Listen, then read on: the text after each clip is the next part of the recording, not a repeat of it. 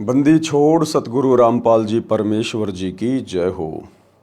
परमपिता परमात्मा सारी सृष्टि के रचनहार, कुल मालिक, असंख्य ब्रह्मांडों के स्वामी, जगत गुरु, तीनों लोकों में प्रवेश करके सबका भरण पोषण करने वाले राजाधिराज, आत्माधार, नाथों के नाथ, देवों के देव, महादेव, सर्वेश्वर, महेश्वर, मृत्युंजय, अजरो अमर, आदि अनादि सनातनी प्रभु, जगत पिता जगदीश्वर, श्री श्री 1008 की उपाधि के वास्तविक अधिकारी, अकाल मूरत शब्द स्वरूपी राम वासुदेव, सर्वगतम ब्रह्म, परम पूज्य, प्रथम पूज्य, परम संत, परम पुरुष, परम धनी, परम दयालु, सत्य कबीर, हक्का कबीर, अल्लाहु कबीर, अल्लाहु अकबर, बाखबर, अल्लाह ताला, जगत के तारणहार, जगत के मुक्तिदाता, जगत के जगन्नाथ, हारे के सहारे, हिंदुओं के राम, मुसलमानों के अल्लाह, सिखों के वाहिगुरु, ईसाइयों के मसीह, दया के सागर दया निधि, करुणा के सागर करुणा निधि, स्वयंभू परिभू, संकट मोचन, कष्ट हरण, मंगल करण, दुख भंजन, अविगत कबीर, निर्विकार निर्विषम परमात्मा, अलय अलेख सतगुरु,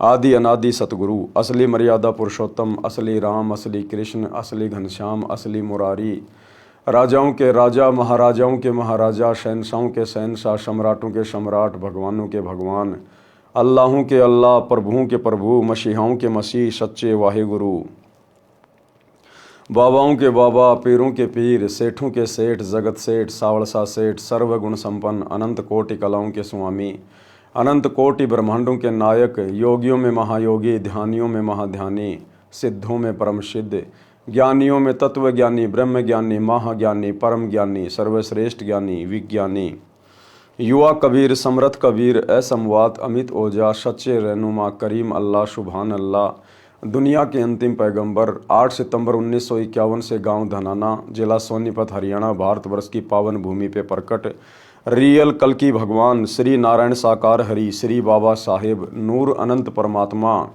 संत शिरोमणि सतगुरु रामपाल जी परमेश्वर जी के चरण कमल में साध संगति से जुड़े हुए देश विदेश से आप और हम सभी सत्सेवक भाई बहनों का अनंत कोटि दंडवत प्रणाम। सत्साई भाई और बहनों, दया परम पिता परमेश्वर जी की, सारी सृष्टि के सृजनहार सतगुरु रामपाल जी भगवान की, जिनके शुभ आशीर्वाद से, विशेष आशीर्वाद से, उन्हीं के कर कमल से लिखित पवित्र पुस्तक जीने की राह के ऊपर वीडियो बनाने की श्रृंखला जारी है। इसी श्रृंखला में आज हमारा ये 22वें नंबर का वीडियो है। प्रत्येक वीडियो में गुरुदेव भगवान के आशीर्वाद से भक्ति मार्ग से संबंधित हमें बहुत सारी नई नई बातें पता चल रही हैं, जो बातें हमारे आत्मविश्वास को, हमारी दृढ़ता को और अधिक भक्ति मार्ग पर प्रगाढ़ कर रही हैं। तो भाई और बहनों, पिछले वीडियो में गुरुदेव भगवान ने हमें अपने कर कमल से इस पुस्तक में लिखकर बताया कि एक योग्य भगत का, सुयोग्य भगत का, नेक भगत का कैसा स्वभाव होना चाहिए, क्या उसके अंदर गुण होने चाहिए, क्या क्या लक्षण होने चाहिए, कितना मृत्युवासी होना चाहिए, कैसे जीवित ही मर जाना चाहिए यदि मोक्ष प्राप्त करना चाहता है। तो हमें बहुत कुछ समझने और सीखने को मिला है। आज के वीडियो में गुरुदेव भगवान हमें समझा रहे हैं कि एक नेक भगत का व्यवहार कैसा होना चाहिए, ताकि उसके व्यवहार से प्रभावित होकर दुनिया उसके गुरुदेव से जुड़े, अपनी आत्मा का कल्याण करवाए और भगत भी एक अच्छे भगत की भूमिका करके अपने गुरुदेव के चरणों में अपनी जगह बनाए। तो चलिए आज के वीडियो में हम देखते हैं पूज्य गुरुदेव जी के कर कमल से लिखित पवित्र पुस्तक जीने की राह, वीडियो नंबर 22, पेज नंबर 167। भगत व्यवहार कैसा हो, यानी भगत का आचरण, भगत का व्यवहार कैसा होना चाहिए। निज धन के भागी जेते सगे बंधु परिवार, जैसा जाको भाग है दीजिए धर्म संभार। आप भगत हैं, परिवार के मुखिया हैं, आपके जितने भी बेटा बेटी हैं, और कानूनी तौर पर जिस जिसके हिस्से में जितनी संपत्ति आती है, यदि आपके बेटे संपत्ति का बंटवारा चाहते हैं तो आपने उन सबको बराबर का हक देना चाहिए। यदि आपकी बेटियां भी संपत्ति में हक चाहती हैं तो कानूनन आपने उनको भी उनका हक देना चाहिए। यदि आपकी बहन भी आपकी प्रॉपर्टी में, अपने पिता की प्रॉपर्टी में अपना हिस्सा चाहती है तो कानूनन आप उसको भी दीजिएगा। यानी भगत ने संतोष करना चाहिए, सब्र करना चाहिए जो व्यवस्था परमात्मा ने यहाँ बना रखी है और कानूनन जिन जिन लोगों का संपत्ति में हक होता है, हमने उनका हक मारना नहीं है, लड़ना झगड़ना नहीं है, मनमुटाव नहीं करना है, बैर भाव नहीं रखना है। अगर बेटी हक लेना चाहती है, प्यार प्रेम से दीजिए। अगर आपकी बहन हक लेना चाहती है, प्यार प्रेम से दीजिएगा, क्योंकि हमारी सबसे बड़ी प्रॉपर्टी परमात्मा का भक्ति धन है। गुरुदेव के चरण, उनकी शरण, ये हमारी सबसे बड़ी प्रॉपर्टी है। ये तो नकली प्रॉपर्टी है, ये ना किसी की हुई ना किसी की होगी। गुरुदेव कहते हैं 1 एकड़ जमीन का टुकड़ा और लाखों लोग रजिस्ट्रियां करवा करवा के मर गए, लेकिन वो जमीन यहीं पड़ी हुई है। तो ये भी परमात्मा की दया से भगत की परीक्षा होती है। यदि आपकी संपत्ति में आपकी बहन हिस्सा मांग रही है, आपकी बेटियां हिस्सा मांग रही हैं, तो परमात्मा भगत की परीक्षा लेता है कि मेरा भगत कहीं दुखी तो नहीं हो रहा है कि बेटी को तो मैंने पढ़ाया लिखाया, नौकरी लगाई, या फिर उसकी मैंने शादी कर दी, इतना खर्चा कर दिया पहले, अब बेटी भी अपना हक मांग रही है। अरे बहन जिसकी कब की शादी हो चुकी है, उसके मन में भी लोभ आ गया, लालच आ गया, वो भी हिस्सा मांग रही है। कानूनन यदि उसका हिस्सा है, वो चाहे 10 साल बाद में मांगे। भगत का दायित्व है, कर्तव्य है कि अपने गुरुदेव पर विश्वास करके जितना उनका हिस्सा है उनको अवश्य प्रदान करें। यह भी हमारी परीक्षा होगी। परमात्मा देखेगा कि इस भगत ने अभी तक इस काल की नकली संपत्ति का मोह त्यागा है या नहीं त्यागा है। तो यह हमारी परीक्षा होती है। और वैसे भी कानूनन जिसका अधिकार है, भगत ने मारना नहीं चाहिए, वरना परमात्मा का दोषी बनेगा। परमेश्वर कबीर जी ने कहा है कि संपत्ति के जो भी जितने भी भाग के कानूनी अधिकारी हैं, उनको पूरा पूरा भाग देना चाहिए। अपने धर्म कर्म को ध्यान में रखकर, यानी भगत को चाहिए कि जिसका जितना हिस्सा बनता है परमात्मा से डरकर पूरा पूरा बांट दे। 1 इंच जमीन की भी गफलत ना करे भगत।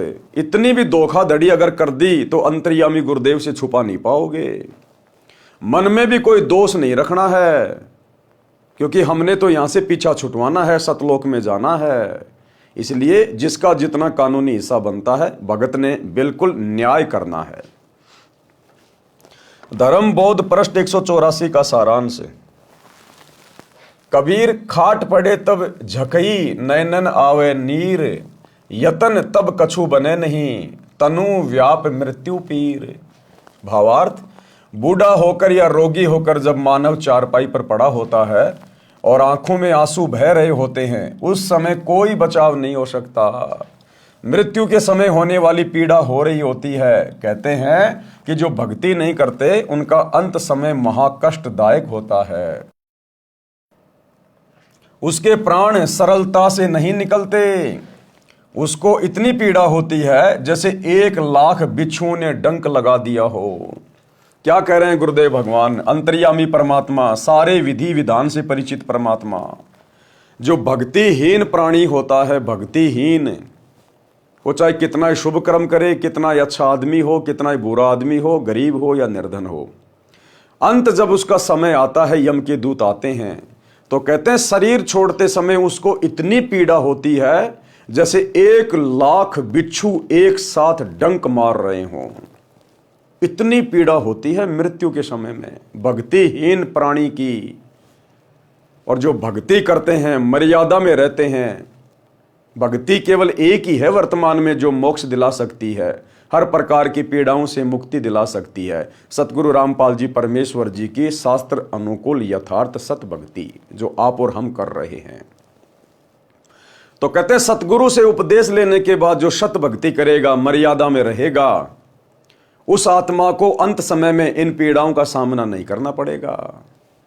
जैसे आम पक जाने के बाद जरा से हवा के झोंके से पेड़ से टूट के नीचे गिर जाता है, इसी प्रकार भगत को पता भी नहीं चलेगा मेरा शरीर कब छूट गया।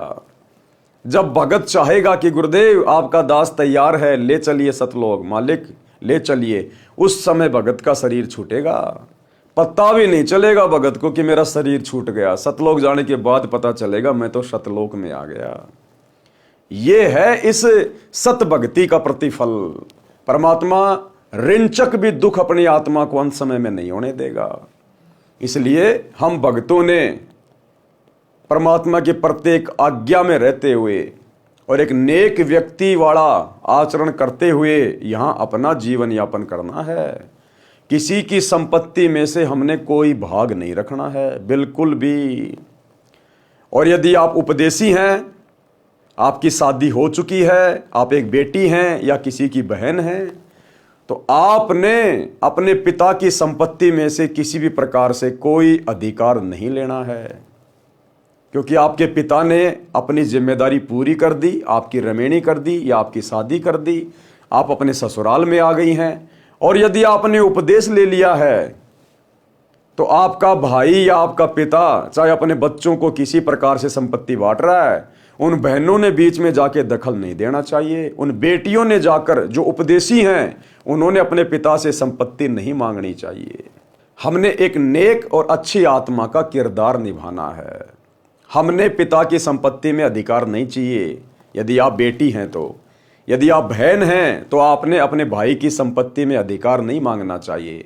हालांकि आपका कानून अधिकार है, लेकिन इस प्रकार के अधिकार ज्यादातर वो माता बहनें मांगती हैं जिनकी नीयत खराब होती है, जिसका पति, जिसका ससुर उसको उस संपत्ति में हिस्से के लिए उकसाता है।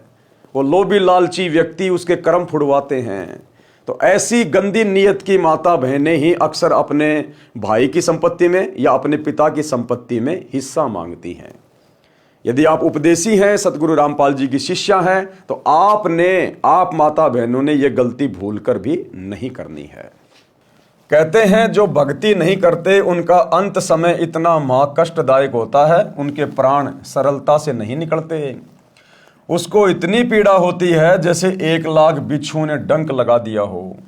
उस समय यम के दूत उसका गला बंद कर देते हैं। व्यक्ति न बोल सकता है, न पूरा श्वास ले पाता है, केवल आंखों से आंसू निकल रहे होते हैं।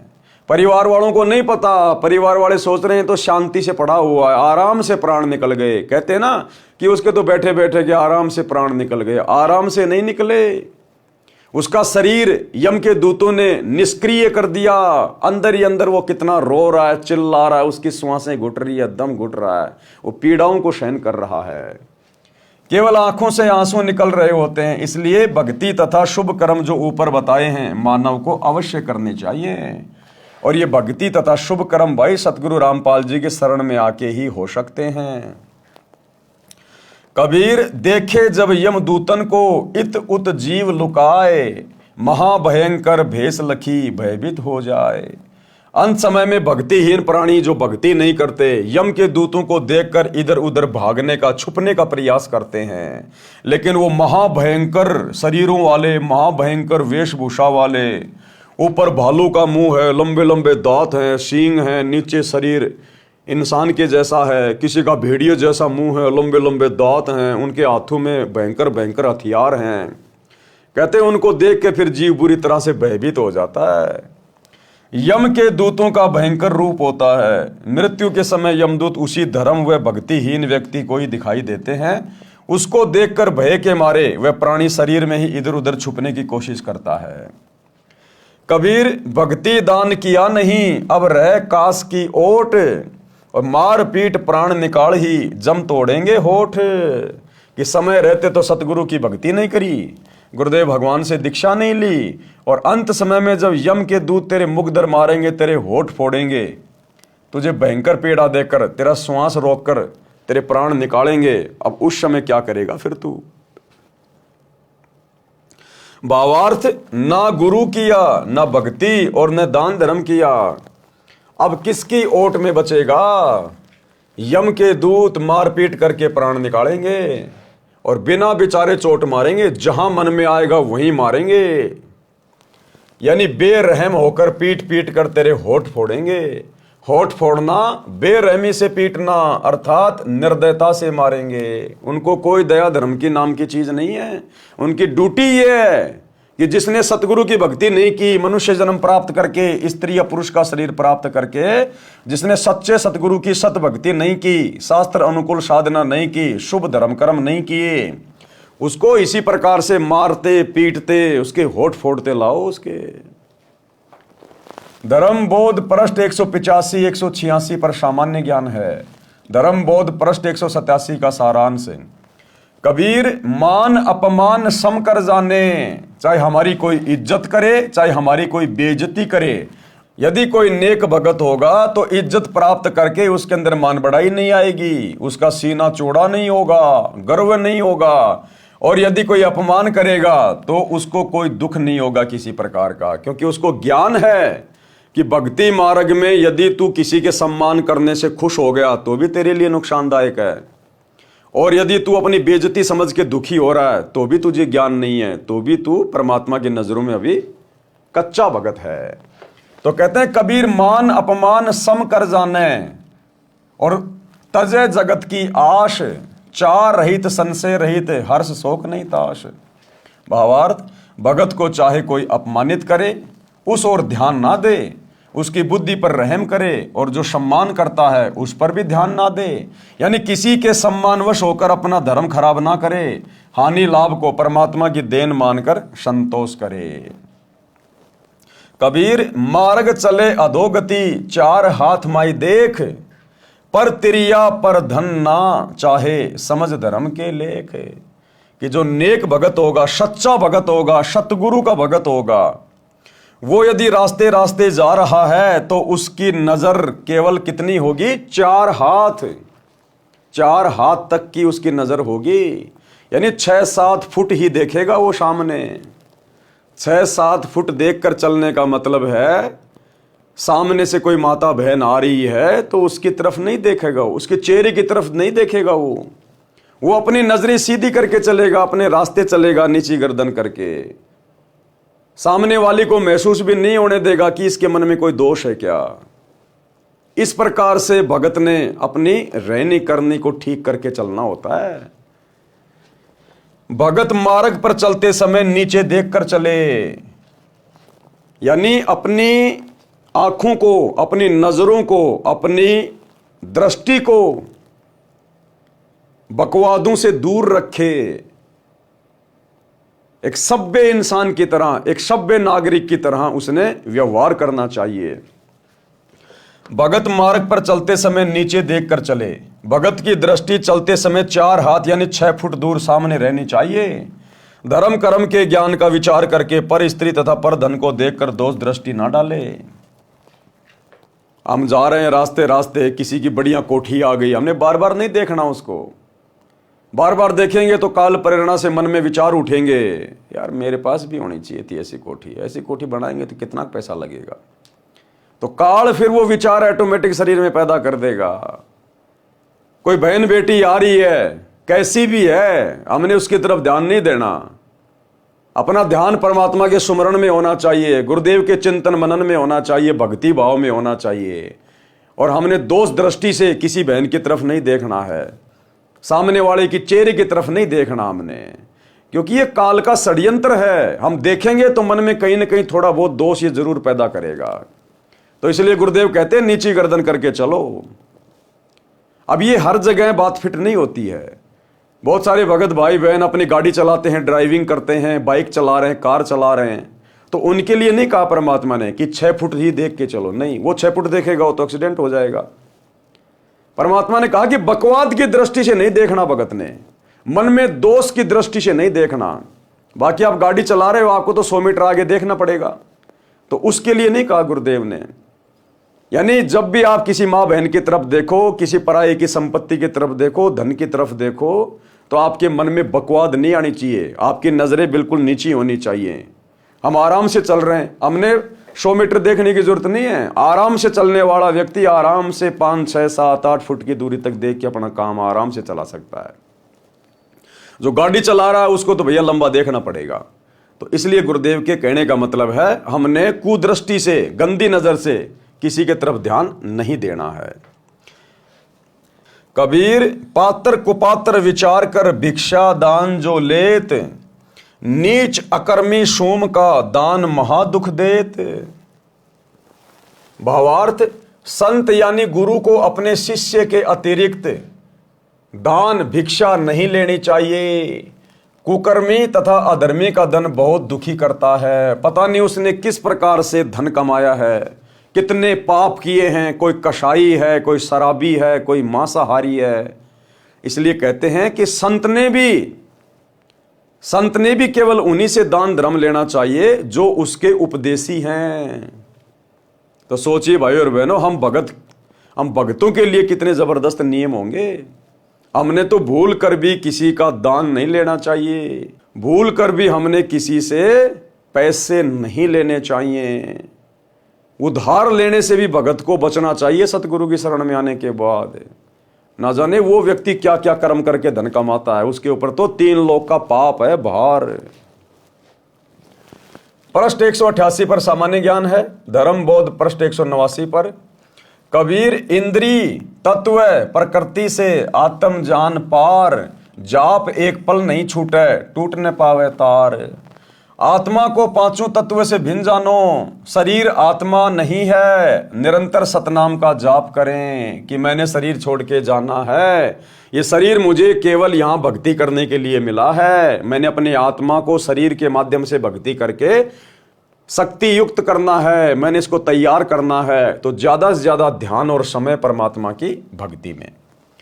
कबीर जप तप करके थक गए, हरि यस गावे संत, जय निज धर्म पुराण पढ़े ऐसो धर्म सिद्धांत।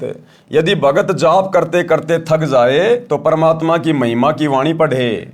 यदि याद है तो गाए या अपने धर्म की पुस्तकों को पढ़े। यह धार्मिक सिद्धांत है। धर्म बोध पृष्ठ 190 का सारांश। कबीर ज्ञानी रोगी अर्थार्थी जिज्ञासु ये 4, सो सब ही हरि ध्यावते ज्ञानी उतरे पार। परमात्मा की भक्ति 4 प्रकार के व्यक्ति करते हैं।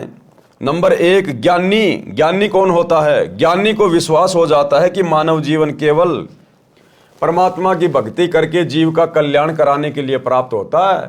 उसको यह भी समझ होती है कि केवल एक पूर्ण परमात्मा की भक्ति से मोक्ष होगा, अन्य देवी देवताओं की भक्ति से जन्म मरण का कलेश नहीं कटेगा। पूर्ण सतगुरु से दीक्षा लेकर बात बनेगी, इसलिए ज्ञानी भगत पार होते हैं। नंबर 2 अर्थार्थी। अर्थार्थी भगत कौन होता है? जो धन लाभ के लिए ही भक्ति करते हैं, केवल माया प्राप्त करने के लिए, धन प्राप्त करने के लिए जो सतगुरु से उपदेश लेते हैं, उनका लक्ष्य मोक्ष प्राप्त करना नहीं होता। ज्यादा ध्यान होता है कि भक्ति करके मुझे धन ज्यादा प्राप्त हो। नंबर 3 आरत। आरत यानी संकटग्रस्त, केवल अपने संकट का नाश करने के लिए भक्ति करते हैं। जैसा कि वर्तमान में गुरुदेव की गैर हाजिरी में 2014 बरवाला कांड के बाद जितने भी भगत जुड़ रहे हैं, उनमें 90% वो हैं जो मां दुखी हैं। कोई भूत प्रेत की बाधा से दुखी है, कोई नौकरी से दुखी है, कोई अपनी शादी से दुखी है, कोई अन्य किसी दुविधा में पड़ा हुआ है। वो केवल अपना संकट निवारण ही चाहता है, उसको मोक्ष वाक्ष से लेना देना नहीं है कि मेरा ये रोग दूर हो जाए, मेरी ये प्रेत बाधा दूर हो जाए, मेरे घर में झगड़ा दूर हो जाए, मेरी नौकरी लग जाए, मेरे घर में धन आ जाए। केवल अपनी बाधाओं के निवारण के लिए, संकट निवारण के लिए जो नाम दीक्षा लेता है उसको कहते हैं आरत। और चौथा नंबर है जिज्ञासु। जिज्ञासु परमात्मा का ज्ञान अधूरा समझते हैं, यानी वो जल्दबाजी में रहता है, उसको मोक्ष से मतलब नहीं होता। वो इधर उधर से ज्ञान को इकट्ठा करके फिर खुद ही वक्ता बन के आगे ज्ञान फैलाने लग जाता है मान बढ़ाई के लिए। उसको कहते हैं जिज्ञासु। जिज्ञासु परमात्मा का ज्ञान अधूरा समझते हैं और वक्ता बनकर महिमा की भूख में जीवन नाश कर जाते हैं। यही प्रमाण गीता अध्याय 7 श्लोक 16-17 में भी है। धर्म बोध पृष्ठ 191 का सारांश। कबीर क्षमा समान ना तप, सुख नहीं संतोष समान, तृष्णा समान नहीं व्याधि, धर्म ने दया समान। परमेश्वर कबीर जी ने कहा है कि क्षमा करना बहुत बड़ा तप है, यानी हर आदमी हर किसी को माफ नहीं कर सकता, क्षमा नहीं कर सकता। उसके अंदर वो बदले की ज्वाला भड़कती रहती है। तो गुरुदेव कहते हैं यदि आपने भगत बन के भक्ति करनी है और आपके साथ चाहे कोई कितनी ठगी करे, कितना ही बुरा व्यवहार करे, आपने अपने मन में उसके प्रति दोष नहीं रखना है, उसको शत्रु भाव से नहीं देखना है। उसकी छोटी बुद्धि को देखते हुए कि बालक बुद्धि का आदमी है, इसको ज्ञान नहीं है, हमने उसको माफ कर देना है। हमने याद भी नहीं रखना उस लड़ाई झगड़े को, उसकी उल्टी सीधी बातों को, उसके कुवचनों को हमने भूल जाना है। एक शत्रु एक मित्र है, भूल पड़ी रे प्राण, यम की नगरी जाएगा शब्द हमारा मान। हमने किसी को अपना शत्रु नहीं मानना, यहाँ पर कोशिश करनी है परमात्मा से प्रार्थना करके, ज्ञान को आधार बना के। तो गुरुदेव कहते हैं क्षमा करना सबसे बड़ा तप है। जिसको क्षमा करना आ गया, समझो उसको भक्ति मार्ग पर चलना आ गया, क्योंकि क्षमा हर कोई नहीं कर सकता। क्षमा करने के लिए बहुत बड़ा दिल चाहिए, क्षमा करने के लिए बहुत ज्ञान चाहिए, धैर्य चाहिए, गुरु का आशीर्वाद चाहिए। तो क्षमा बहुत बड़ा तप बताया गुरुदेव ने। परमेश्वर कबीर जी ने कहा कि क्षमा करना बहुत बड़ा तप है, इसके समान तप नहीं है। संतोष के तुल्य कोई सुख नहीं है। घर में किसी चीज का अभाव है तो दुनिया की देखा देखी हमने जलना नहीं है, हमने संतोष धारण करना है कि मेरे भाग्य में जितना था मेरे गुरुजी ने मुझे उतना ही दिया है, क्योंकि मेरे लिए इतना ही सफिशिएंट है, यही मेरे लिए हित में है। और यदि कभी आवश्यकता पड़ी तो मेरा गुरु मेरे से दूर थोड़े ना है। तो हमने हर स्थिति में संतोष रखना है कि जो मेरे भाग्य में होगा उसको कोई छीन नहीं सकता, और आवश्यकता से अधिक यदि देना होगा तो मेरे गुरु की मौज है, अगर मेरे हित में होगा तो अवश्य देगा, अन्यथा हमने जल्दबाजी नहीं करनी, बिल्कुल संयमित रहना है संतोष में। संतोष के तुल्य कोई सुख नहीं है।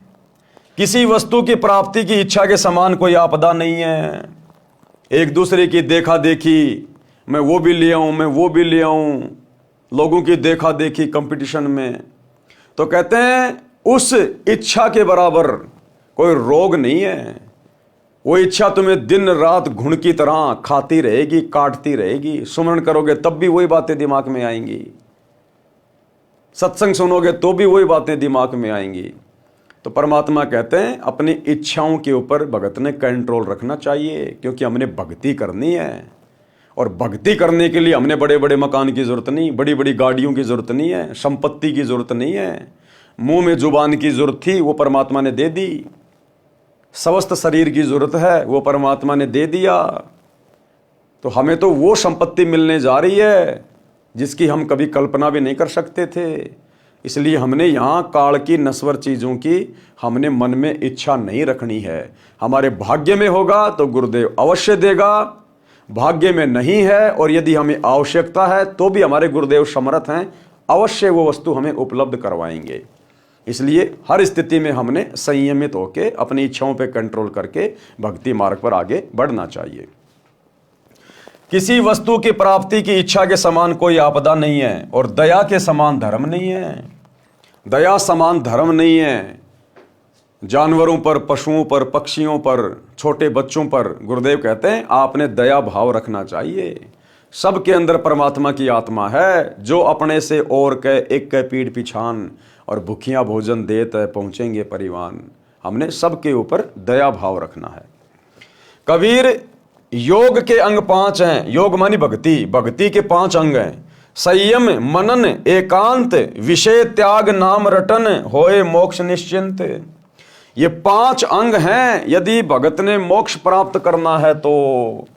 देखो भाई और बहनों, ये पुस्तकें बहुत सांकेतिक हैं, गूढ़ ज्ञान युक्त हैं। ये जीने की राह पुस्तक केवल अब ढंग से पढ़ाई जा रही है।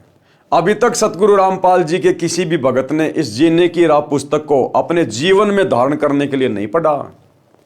हो सकता है किसी ने इसको पूरा भी नहीं पढ़ा होगा, 10, 15, 20, 25 पेज पढ़ के साइड में रख दिया होगा, क्योंकि ये ऐसे समझ में नहीं आएगी जब तक परमात्मा की दया नहीं होगी, ठीक का समय नहीं आएगा। तो अब ठीक का समय आ रहा है। पिछले 6-7 महीने से परमात्मा ने दास को इसी सेवा में लगा रखा है।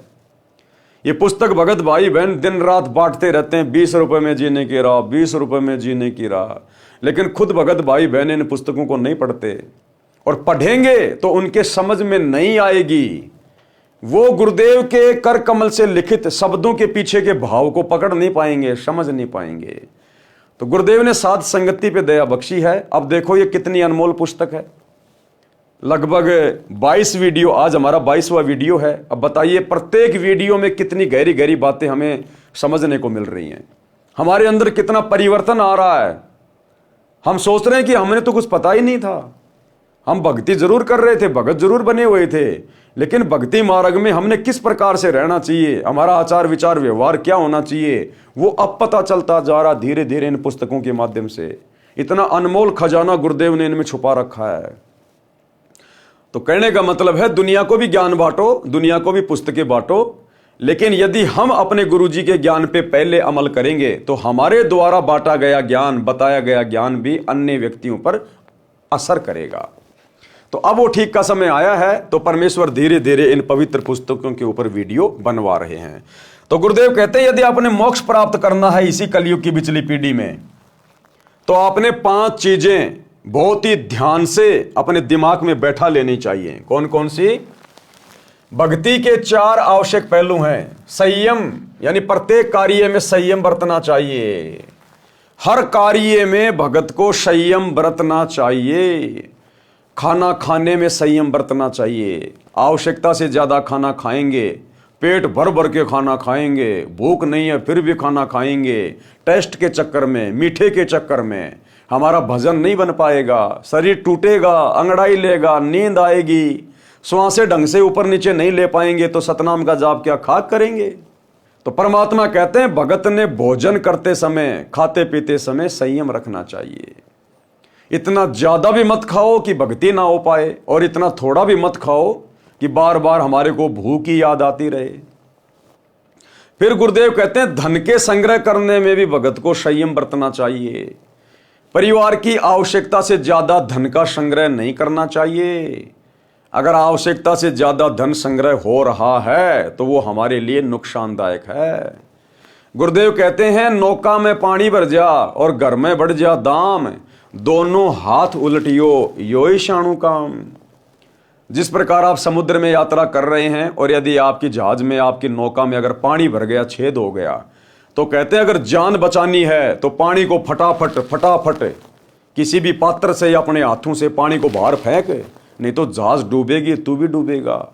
इसी प्रकार यदि भगत के घर में आवश्यकता से ज्यादा धन आ रहा है, पैसा आ रहा है, आपका काम धंधा बहुत अच्छा चल गया, बड़ी अच्छी बात है, उस धन को अपने घर में जमा मत कीजिए। वो धन बकवाद करवाएगा, नए नए वो प्लाट लेकर गिरवाएगा, बढ़िया कोठी बनवाएगा, आवश्यकता से फालतू की वस्तुएं संग्रहित करवाएगा, या किसी रिश्तेदार को दे दोगे उधारे, फिर वो देगा नहीं, 24 घंटे टेंशन रहेगी, देगा या नहीं देगा, देगा या नहीं देगा, भजन क्या खाक करोगे। तो परमात्मा कहते हैं धन को संग्रह करने में भी भगत ने संयम बरतना चाहिए। आगे क्या कह रहे हैं गुरुदेव?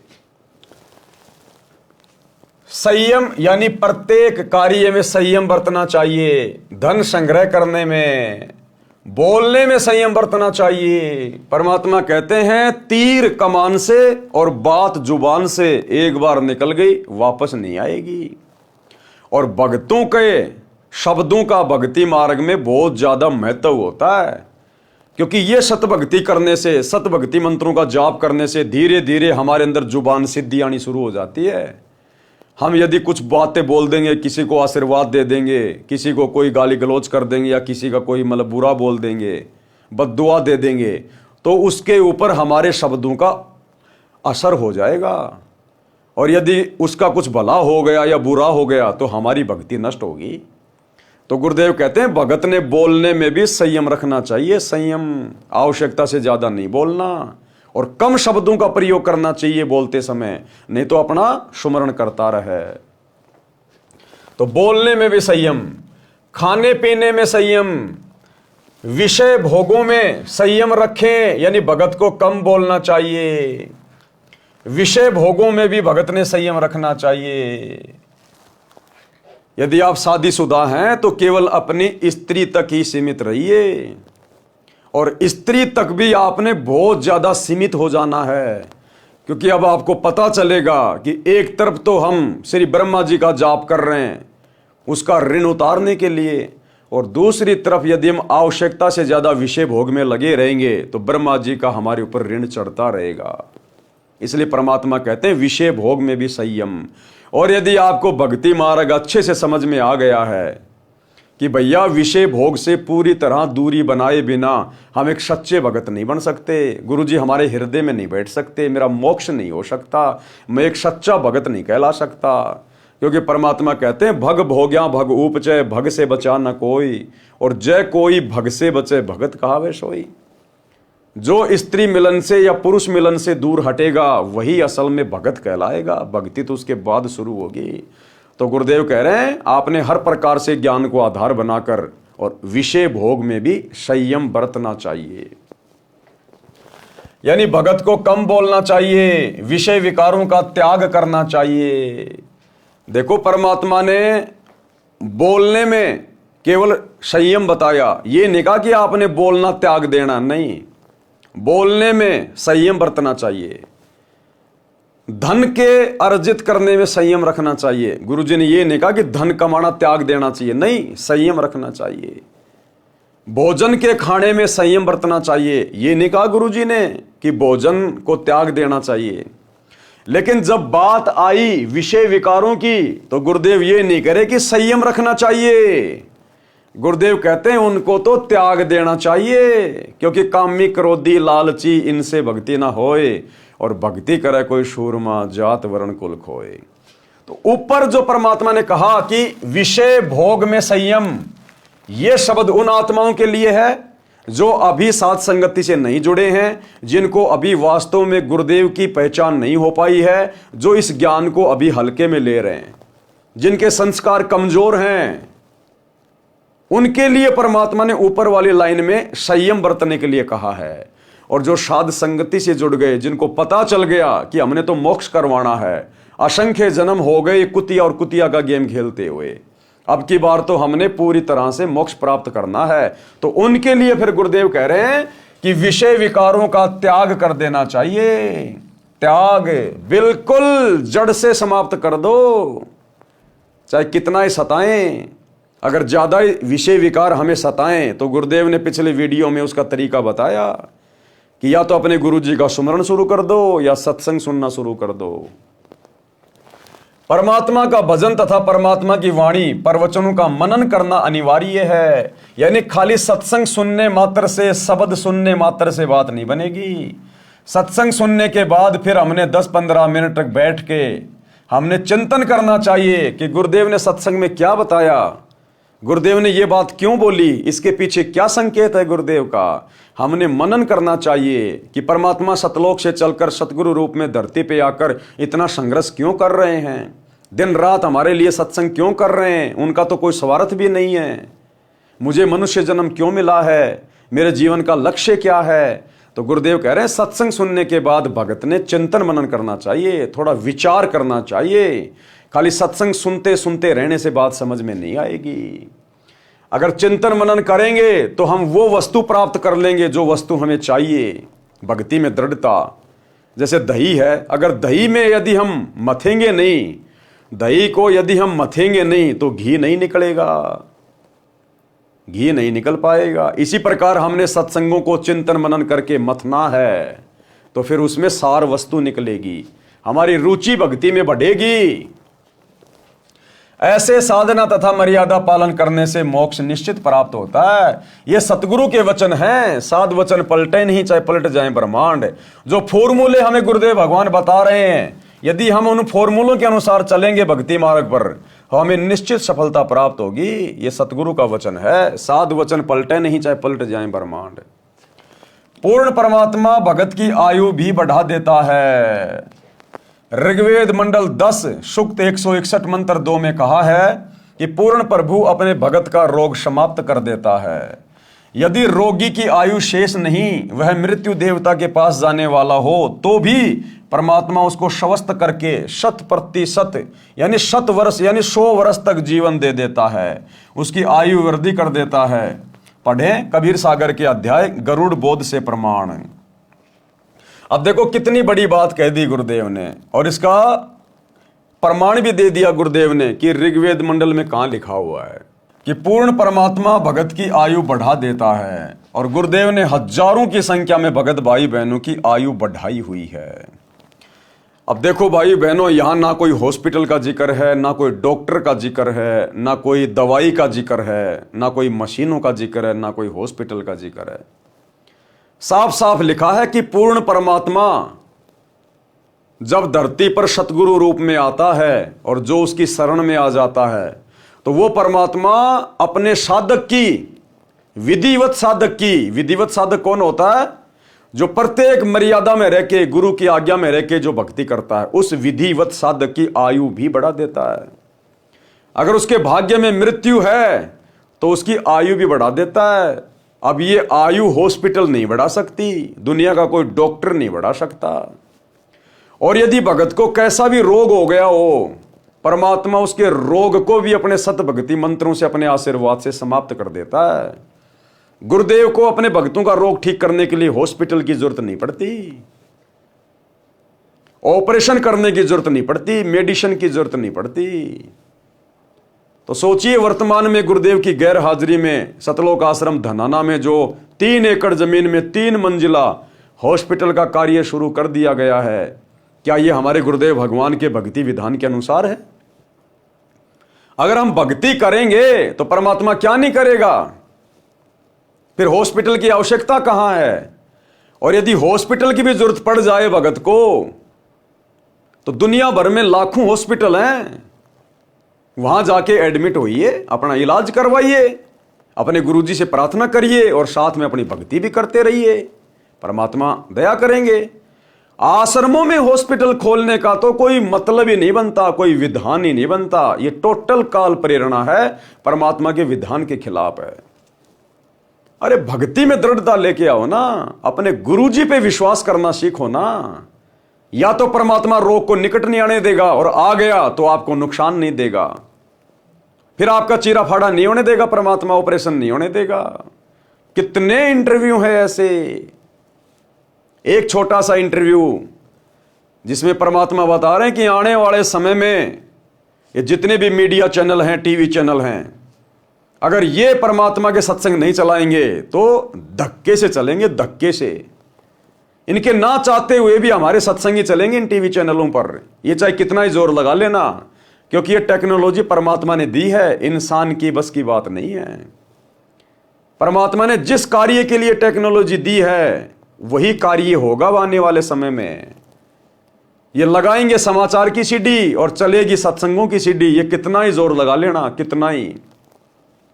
तो ऐसे ही गुरुदेव भगवान एक सत्संग का जिक्र कर रहे हैं, महाराष्ट्र के 2-3 भगत सामने खड़े हैं और गुरुदेव कह रहे हैं कि इन भक्तों ने अपने घर पर परमात्मा का नित्य नियम करने के लिए सीडी के अंदर सीडी लगाई, जो डीवीडी जो प्लेयर आता है उसमें सीडी लगाई नित्य नियम के लिए।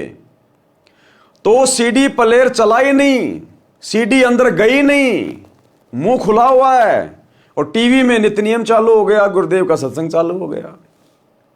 और उससे पहले उस भगत को बहुत बड़ी प्रॉब्लम, उसके पेट फूल गया, इतना इतना गैस बढ़ गई, अफारा आ गया उसके पेट पे। और भगत ने दृढ़ निश्चय कर लिया कि मैं डॉक्टर से इलाज नहीं करवाऊंगा, मुझे ठीक करेंगे तो मेरे गुरुजी करेंगे। और उसी समय उनके घर पर वो चमत्कार हो गया, डीवीडी चल नहीं रही और सामने गुरुजी का सत्संग चल रहा है, नित्य नियम चल रहा है। और उसके बाद में भगत का पेट का अफरा भी ठीक हो गया, उसकी गैस भी ठीक हो गई।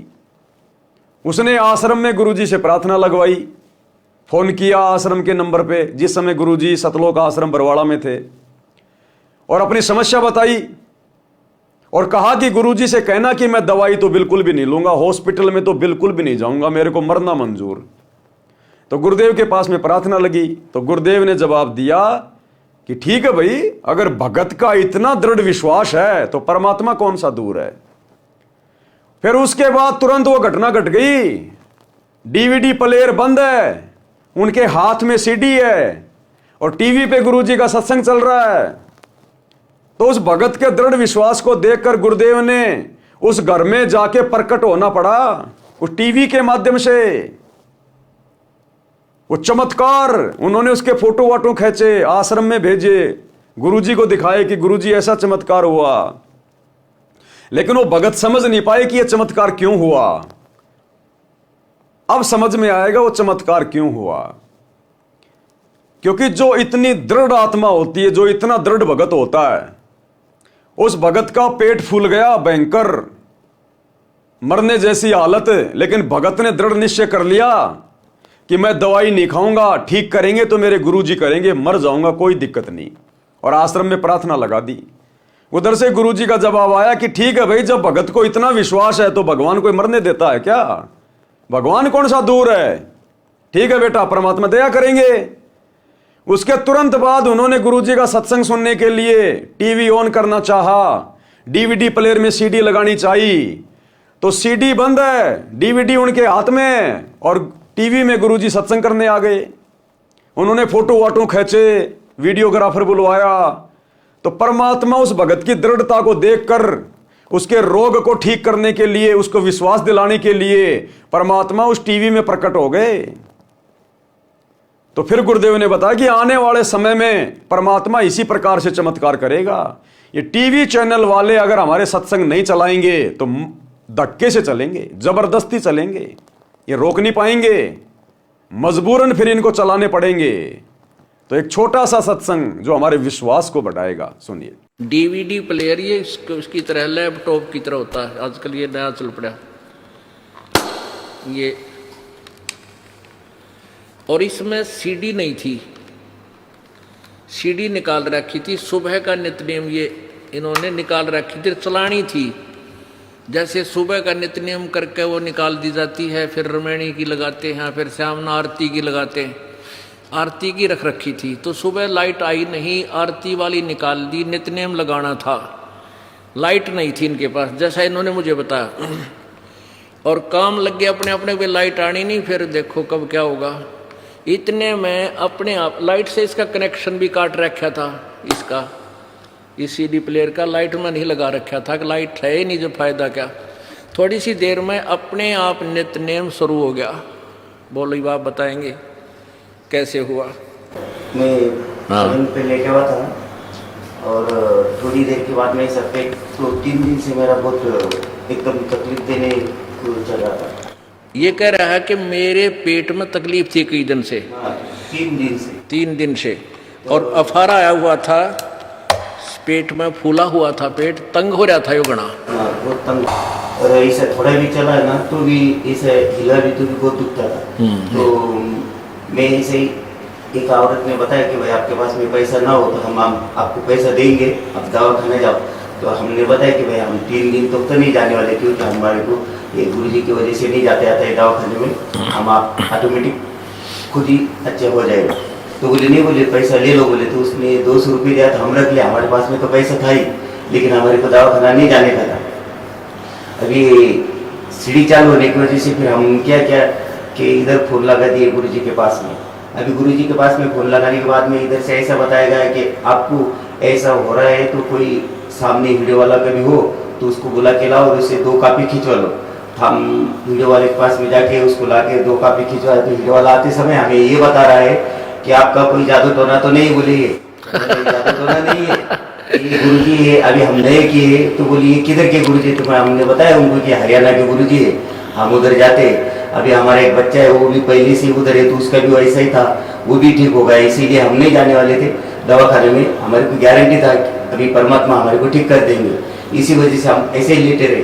तो उसके बाद में वो हमसे ऐसा अरे तेरी बात करने के लिए हम उसको बोला कि देखो अभी हमारा मोबाइल तो चालू है और उधर से गुरुजी बात कर रहे, आप लगे तो उनसे बात करो। तो उसके हाथ में आप मोबाइल देने से पहले ही वो कैसेट भी बंद हो गया और सब कुछ बंद हो गया। फिर मैं इसको समझा के बाद में बताया कि अभी तुम्हारे को क्या बोलना है तो बोलो।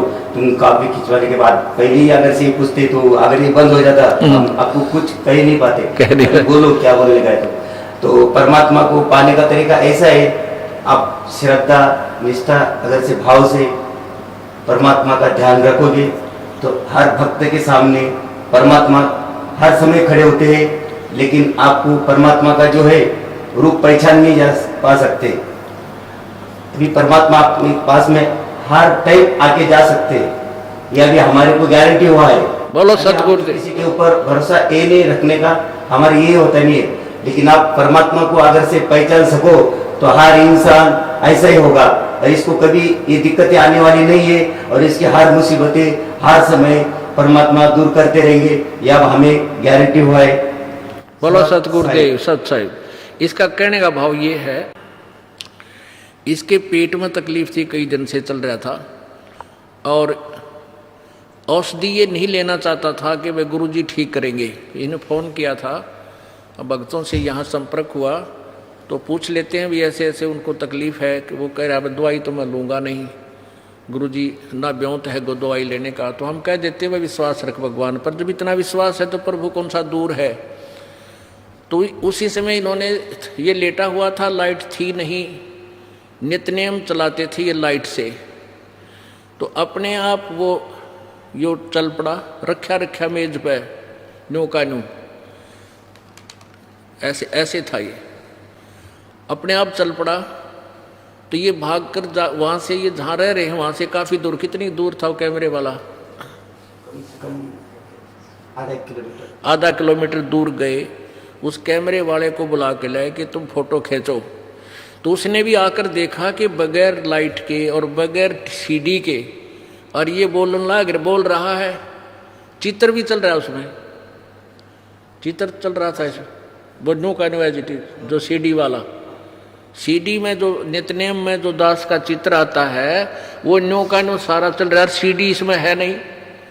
वो कैमरे वाला भी न्यू कहे तुमने कोई जादू जंत्र तो नहीं कर रखा है इसमें, वो फोटो खींचने वाला कैमरे वाला न्यू कहे तुमने कोई जादू जंत्र तो नहीं कर रखा है, ये अपने आप बोल रहा है सीडी नहीं है, पिक्चर चल रहा है।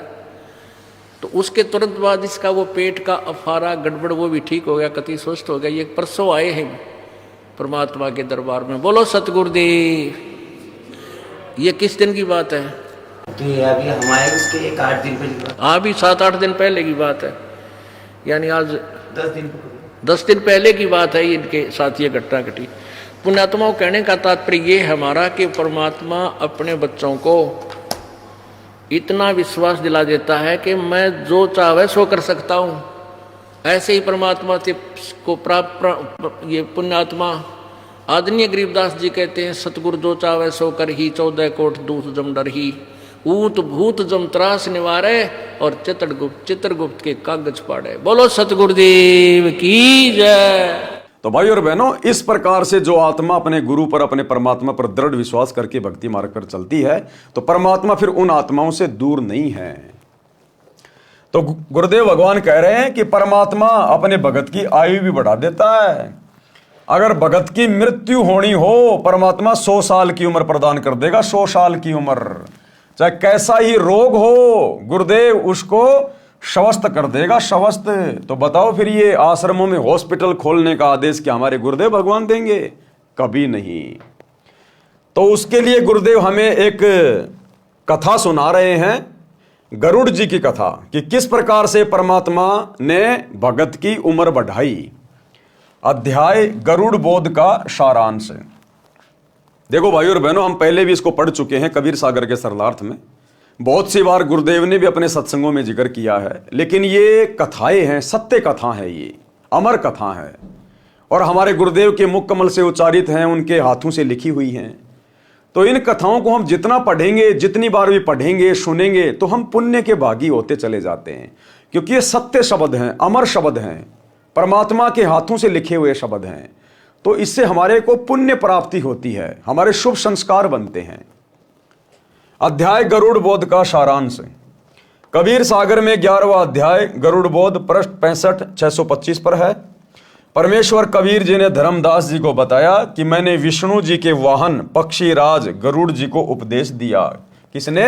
कबीर परमात्मा सतगुरु रामपाल जी ने 650 साल पहले धर्मदास जी को बताया कि धर्मदास, एक समय मैं श्री विष्णु जी के वाहन गरुड़ जी के पास गया और उनको भी उपदेश दिया था, उसको सृष्टि रचना सुनाई।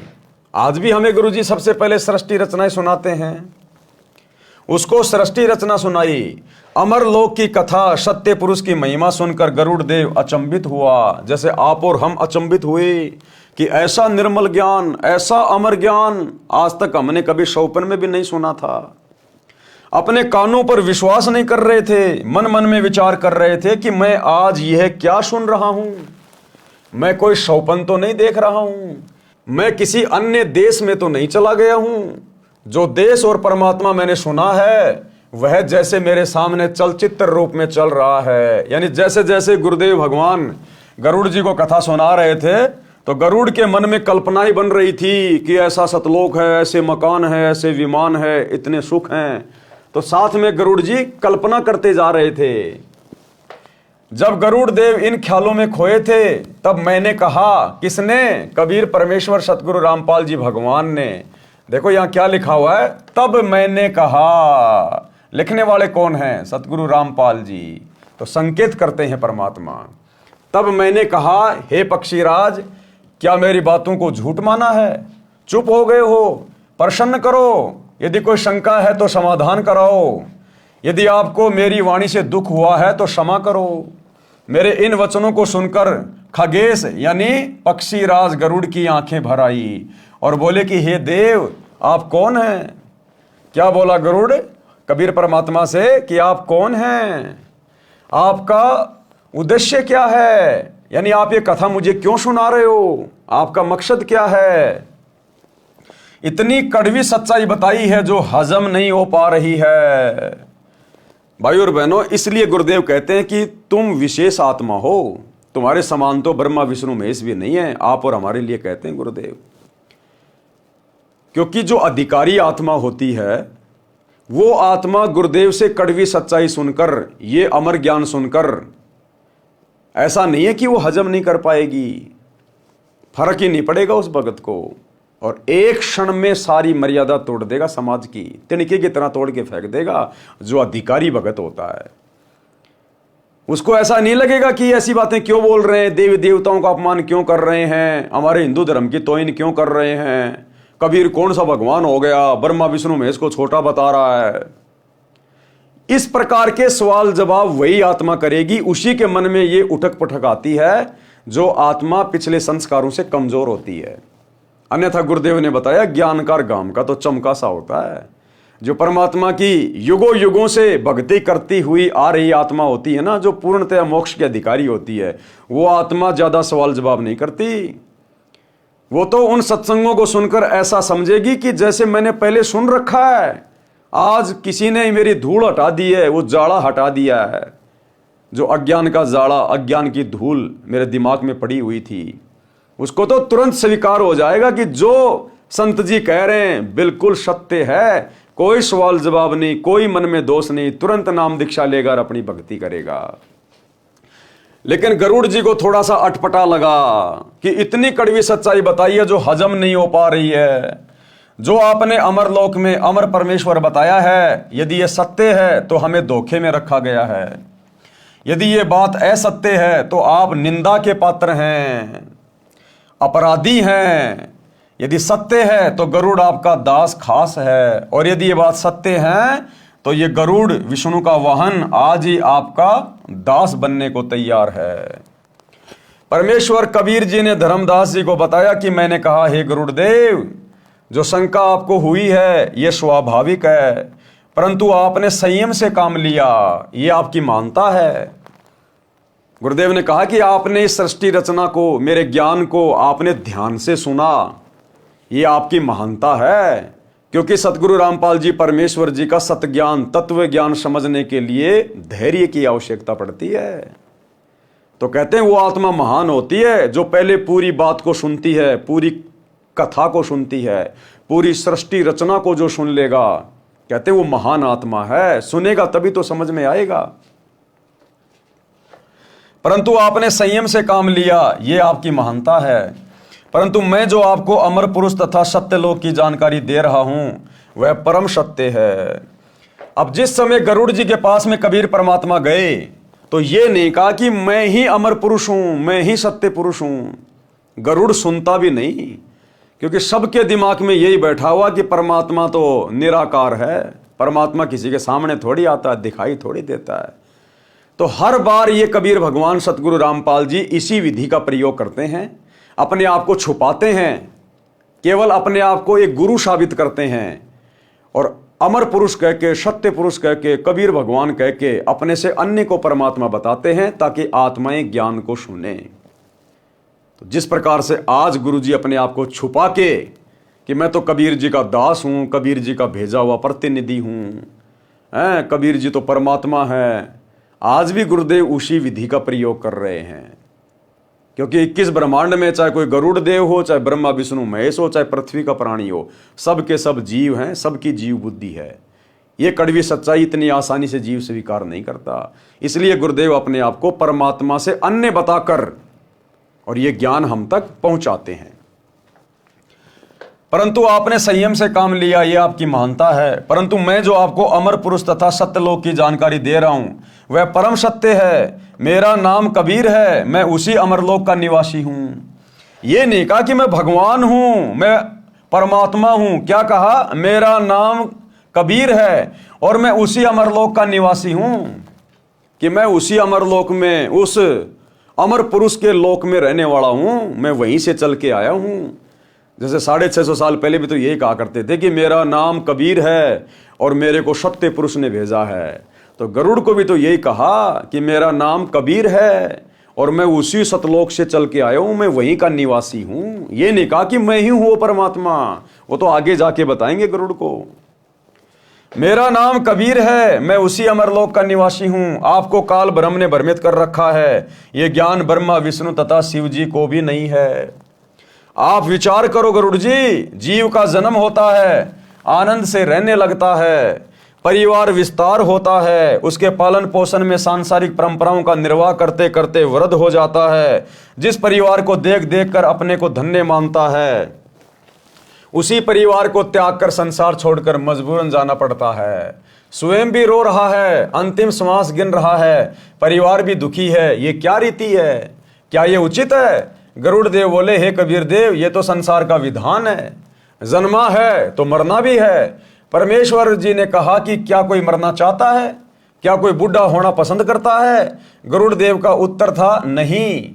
परमेश्वर कबीर जी ने कहा कि यदि ऐसा हो कि न तो वृद्ध अवस्था हो और ना मृत्यु हो तो कैसा लगे? गरुड़ देव जी ने कहा कि कहना ही क्या, ऐसा हो जाए तो आनंद हो जाए। परंतु ये तो ख्वाबी ख्याल है, यानी शौपन जैसी बातें हैं। हे धर्मदास, मैंने कहा कि वेदों तथा पुराणों को आप क्या मानते हो, सत्य या असत्य? गरुड़ देव जी ने कहा, परम सत्य। तो फिर क्या कहा गुरुदेव भगवान ने उस गरुड़ देव को समझाने के लिए कि भाई तेरे पुराणों में लिखा है। देवी पुराण के 3 स्कंद में स्वयं विष्णु जी ने कहा है कि हे माता, तुम शुद्ध स्वरूपा हो, ये सारा संसार तुम्ही से उद्भासित हो रहा है। मैं ब्रह्मा तथा शंकर आपकी कृपा से विद्यमान है। हमारा तो आविर्भाव यानी जन्म तथा तिरोभाव यानी मृत्यु हुआ करता है। यानी श्री विष्णु जी स्वयं अपनी माता दुर्गा के सामने, देवी पुराण में स्पष्ट लिखा हुआ है, स्वीकार कर रहा है कि हम तीनों देवता तो जन्मते और मरते हैं और हम तो आपके अधीन होके अपना कार्य कर रहे हैं, हम पूर्ण परमात्मा नहीं हैं।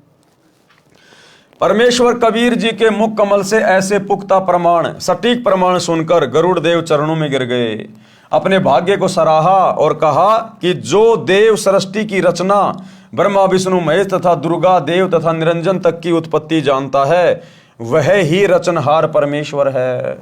देखो, गरुड़ जी पहचान गए परमात्मा को एक ही नजर में, एक ही नजर में पहचान गए गुरुदेव भगवान को।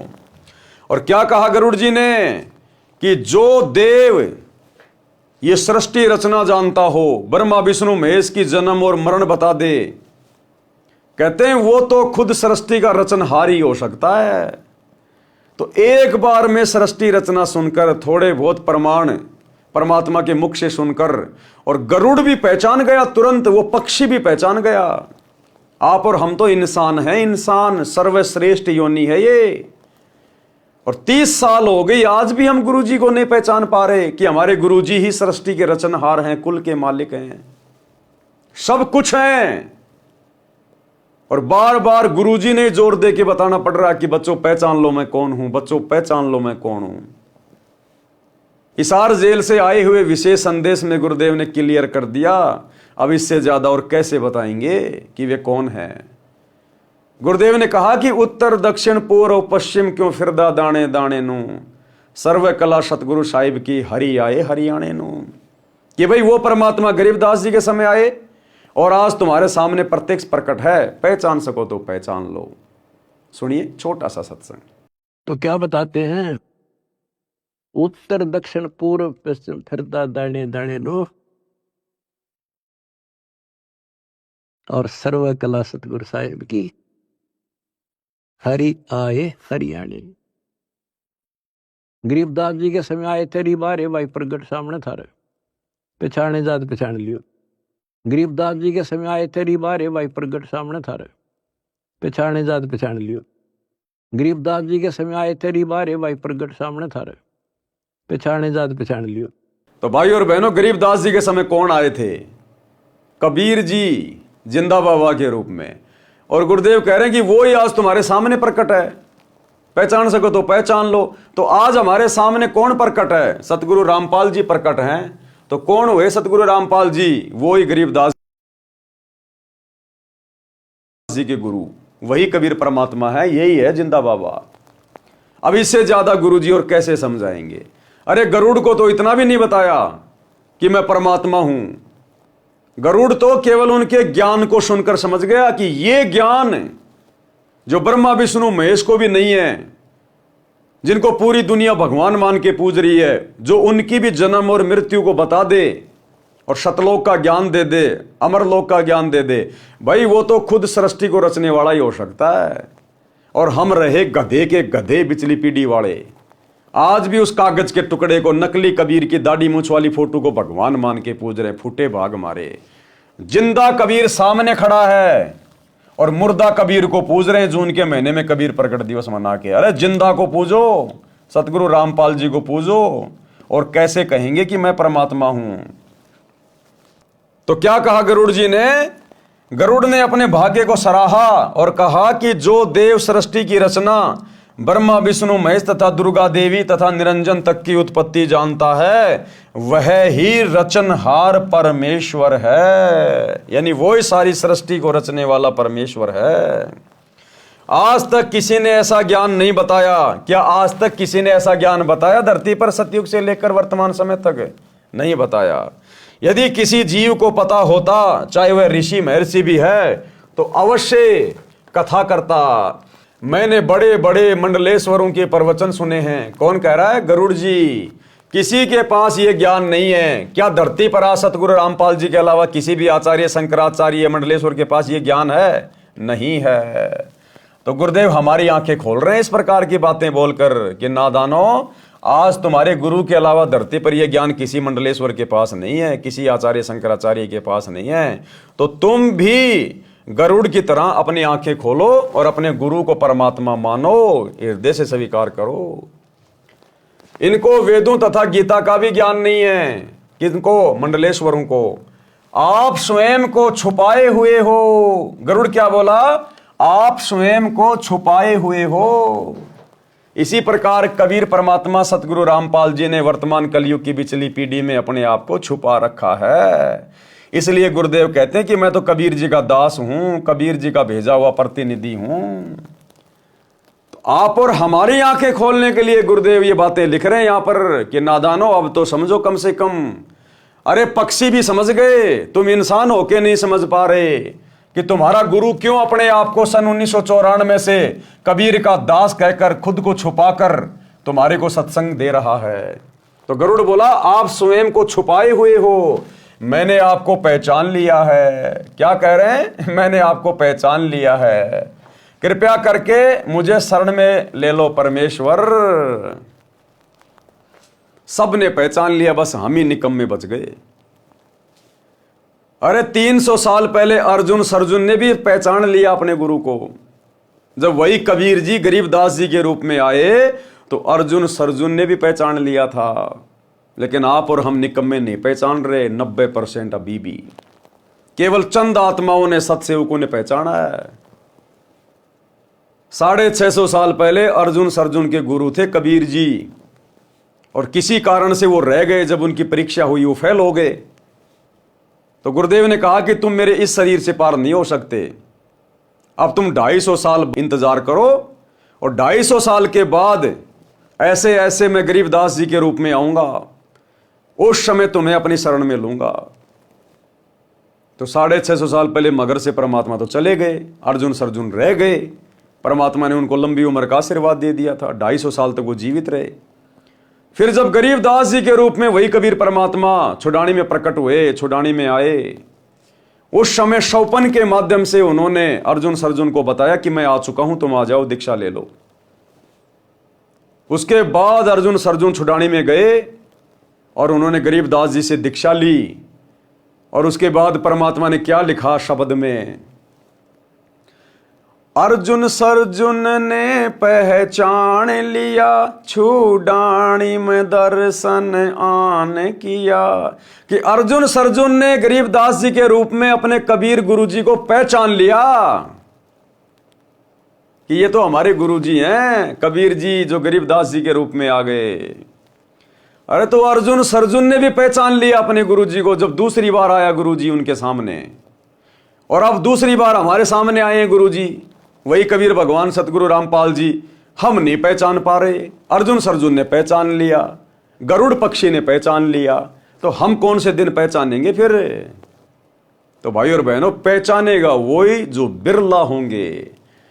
दास गरीब कहर नर लोई, और भाई सतगुरु को चीने यानी पहचाने बिरला कोई। हर किसी के बस की बात नहीं है, और उसके लिए भाई साध संगति से जुड़ना पड़ेगा सतगुरु को पहचानने के लिए परमात्मा के रूप में।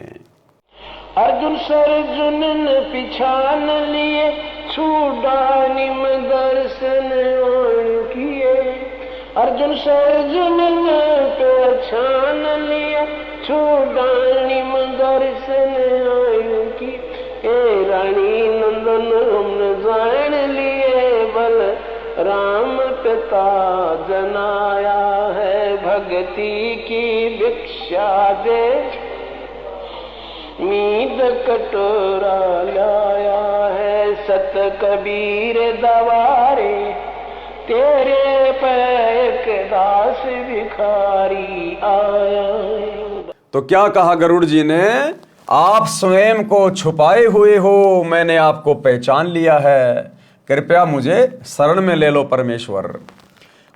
कबीर जी ने गरुड़ से कहा कि आप पहले अपने स्वामी श्री विष्णु जी से आज्ञा ले लो कि मैं अपना कल्याण कराना चाहता हूं। एक महान संत मुझे मिले हैं, मैंने उनका ज्ञान सुना है, यदि आज्ञा हो तो मैं अपना कल्याण करा लूं। मैं आपका दास नौकर हूं, आप मालिक हैं, हमें सब समय इकट्ठा रहना है। यदि मैं छिपकर दीक्षा ले लूंगा तो आपको दुख होगा।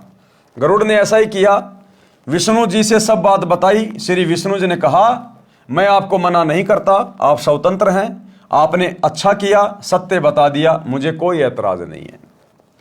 हे धर्मदास, मैंने गरुड़ को प्रथम मंत्र दीक्षा, 5 नाम कमलों को खोलने वाले प्रत्येक देव की साधना के नाम दीक्षा दी। गरुड़ देव ने कहा कि हे गुरुदेव, ये मंत्र तो इन्हीं देवताओं के हैं, ये तो इन्हीं ब्रह्मा विष्णु महेश के मंत्र हैं, अमर पुरुष का मंत्र तो है ही नहीं। परमेश्वर कबीर जी ने कहा कि ये इनकी पूजा के मंत्र नहीं है, यानी मैंने तुझे जो 5 मंत्र दिए हैं ब्रह्मा विष्णु महेश के, ये इनकी पूजा के मंत्र नहीं है।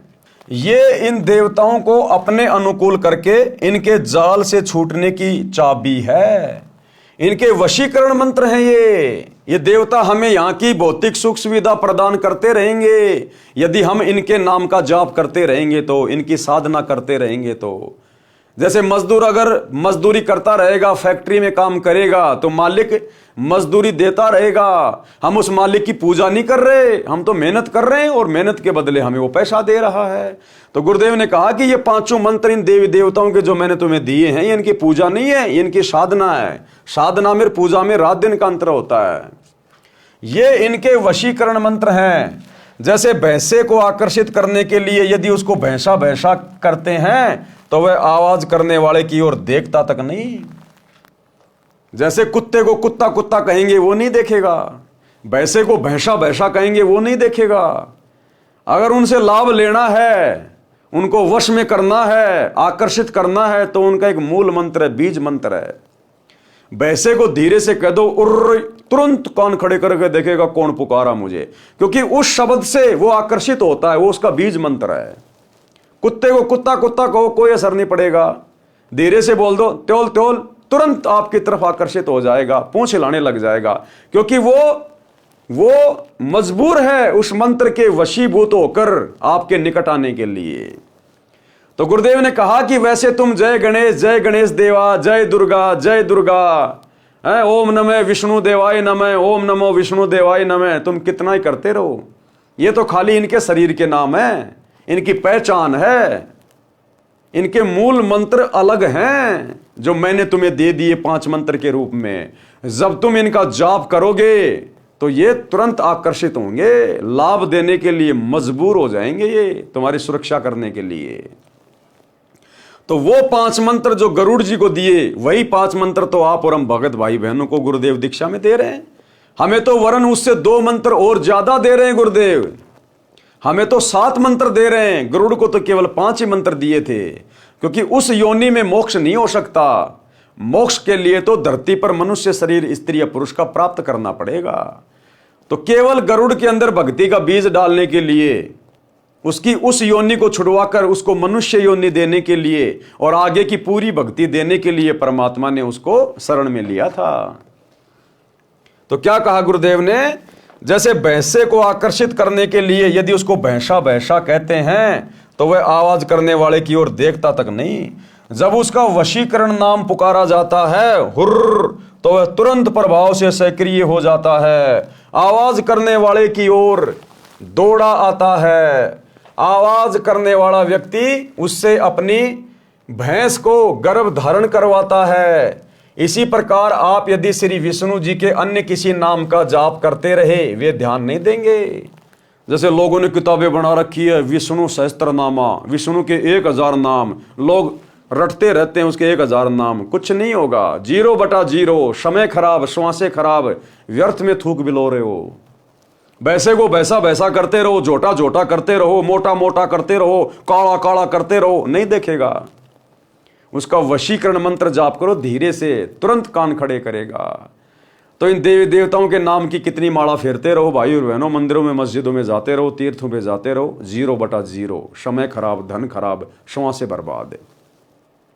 अगर वास्तव में लाभ चाहते हो इन देवी देवताओं से जो ये दे सकते हैं अपने स्तर का, तो भी आपने अधिकारी गुरु से इनके मंत्र लेने पड़ेंगे।